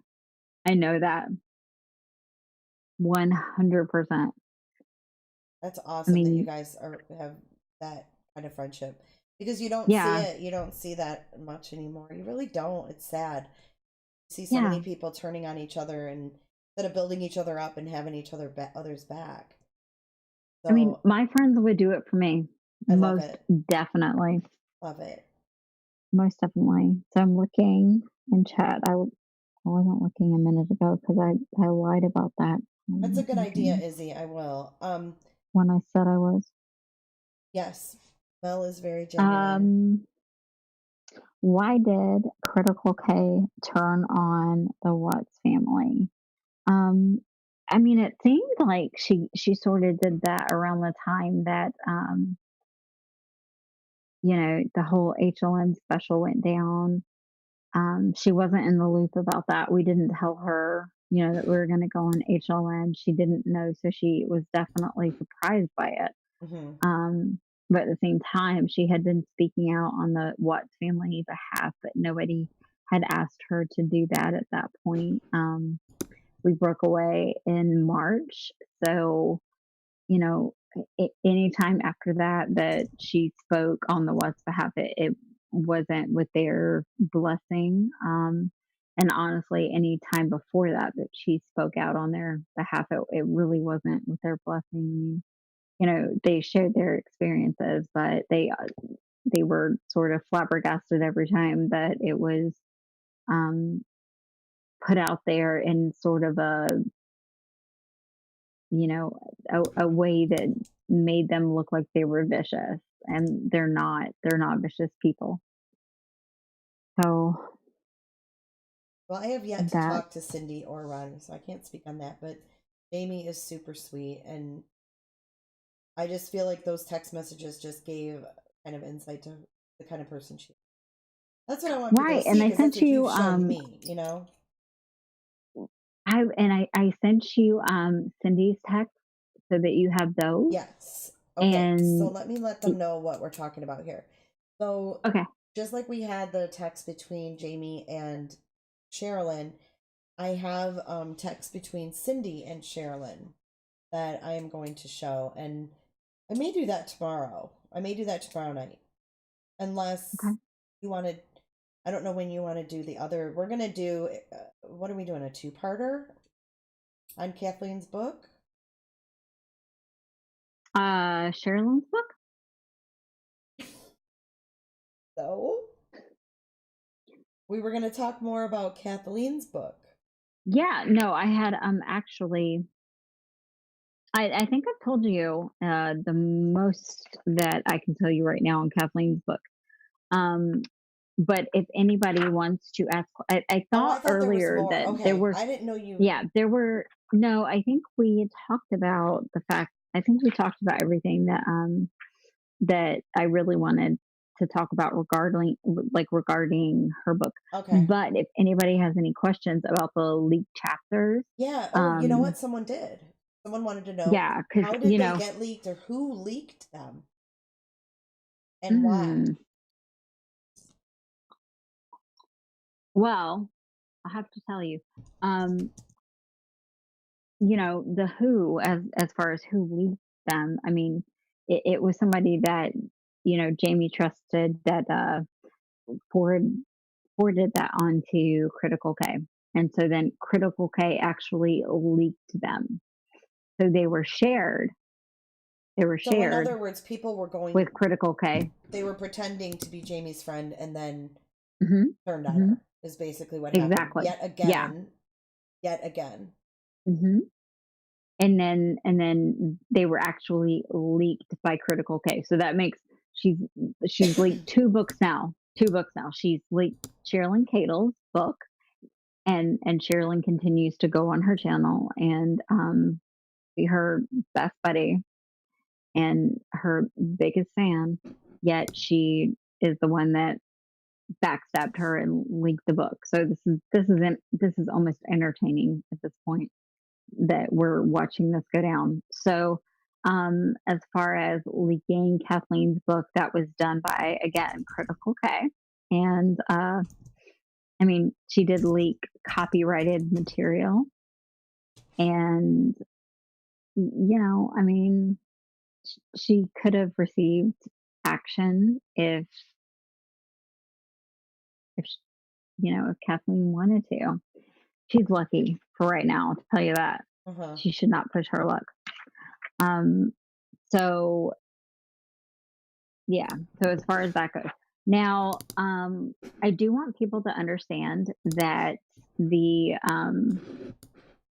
leaked chapters, they weren't supposed to contain as much information as they did contain, but it was necessarily for her to go ahead and tell that part of the story, because, you know, that part of the story actually parlays into how this turns out, right? So they were necessary because it unfolds in a way where you see how Chris has played everyone. Like, you have to hear this part of the story. You have to hear these leaked chapters. You have to know these things that were leaked in order to understand how Chris could have possibly played all of the women in his life to the point that, you know, things ended up the way they ended up. Does that make sense? Mm-hmm. Yeah. Yeah. It does. Jamie, I want to say it is not your fault that you trusted people. It's their fault for taking advantage of your trust. Absolutely. I'm not banging my nail. I'm using my mouse. Lily said, "Can you stop banging your nail?" I got my mouse right by my microphone. I'm sorry. Oh, you're clicking it. But anyway, totally yeah, Jamie, it totally is not your fault for trusting. Ever. Yeah, it's not your fault people are shitty. But I would love, God, I'm so proud of her for being here. I am too. And I think, you know, she's ready to kind of let some things out. She needs to. But it will be respectful and nothing is going to be allowed. Like, I know my mods do a wonderful job. I don't even have to say it. Oh my gosh, they're amazing. They're doing like a really good job. I've been watching them. Like, and, you know, I welcome people to come here, even if they don't agree, but just be respectful. That's all. Not that hard to do if you're an adult. It really isn't. Do it for a couple hours. So I think, are we going to wrap up for tonight and then we can reconvene? Yeah, if you're ready. Because we have some other stuff. We have other stuff to go over as well in future lives, but I will talk to Jamie and we can figure out something and see how we want to do that. Make sure she's ready for that. Yeah, we definitely need to make sure she's ready for that. But yeah, this was good. This was amazing. And thank you guys so much for your time. Yes. So tomorrow I'm going to be showing the text between Cindy and Cadel. I'll put an event on the Facebook page. I will put an event here on YouTube. So make sure that you're subscribed so that you get that notification. And as always, you're amazing. Am I going? Oh, you're. Do you want to come on with me, or did you want tomorrow? That was kind of what I was asking. Should I do that, or should we like ask the chat? Like, what do you guys want? Do you guys want me to show up again? And yes, I want you to show up again. Go through those texts. Yeah, so maybe Melissa and I will read them, and then we can do commentary like we did after. Or during. He's going to be Cindy, and he's going to be Cadel. Well, I made Melissa be Cadel, but I'll be Cadel this time. You're gonna. I don't know if you can do that now. You may not need to be. No, I mean, I think the coin is eternally tossed in your favor as to not being Cadel. I think Melissa's gonna have to do it. Why? Melissa, are you there? Do you think I can't? Why is she down there in the chat? Yeah, she's in chat. She said, yes, I will read them. She's excited. She said, I will be Well, Cadel, I guess. LOL. tell her she's eternally Cadel now. Like, Oh, we boy. can't flip it. If at this point, if we flip it. Okay, it might get confusing. Tell her she's so good at being bad that she should not be ashamed to be. She said, oh, thanks, Mel. Well, everybody thought she was me, so, you know. I know. And everybody thought I was Jamie. God, she keeps taking the hits, right? Everybody thought I was Jamie reading my own texts. I love it. I love it. All right. All right, Okay, guys. so Thank join you us so much. tomorrow and be looking out for that. Look out for that. And thank you again, Mel. You're always you're awesome, and you know the way you're sticking up for your friends is great. Thank you. All right. Talk to you tomorrow. I'll talk to you. Bye, All right. Mel. Bye. So thanks you guys for tuning in. Gosh, we had over 500 people in here. And Mel does awesome. Like she does every time. She's just who she is, you know. She doesn't change who she is when she comes on here. She is exactly like that when I talk to her on the phone. Thank you everyone for being respectful. Thank you mods for keeping everything at bay. Thank you so much, Jamie, for having the courage to come into my chat and talk and be yourself. That means so much that you were comfortable in my live doing that. So tomorrow night, we're going to go over Cindy and Cadel's text, and then we will talk after. Not sure what time that's going to be, but I will figure that out and inform you guys probably later tonight. So thank you again. Love you all. Thank you for the support. Thank you for everything that you do. Thank you for subscribing. And we'll talk to you tomorrow. Have a great day.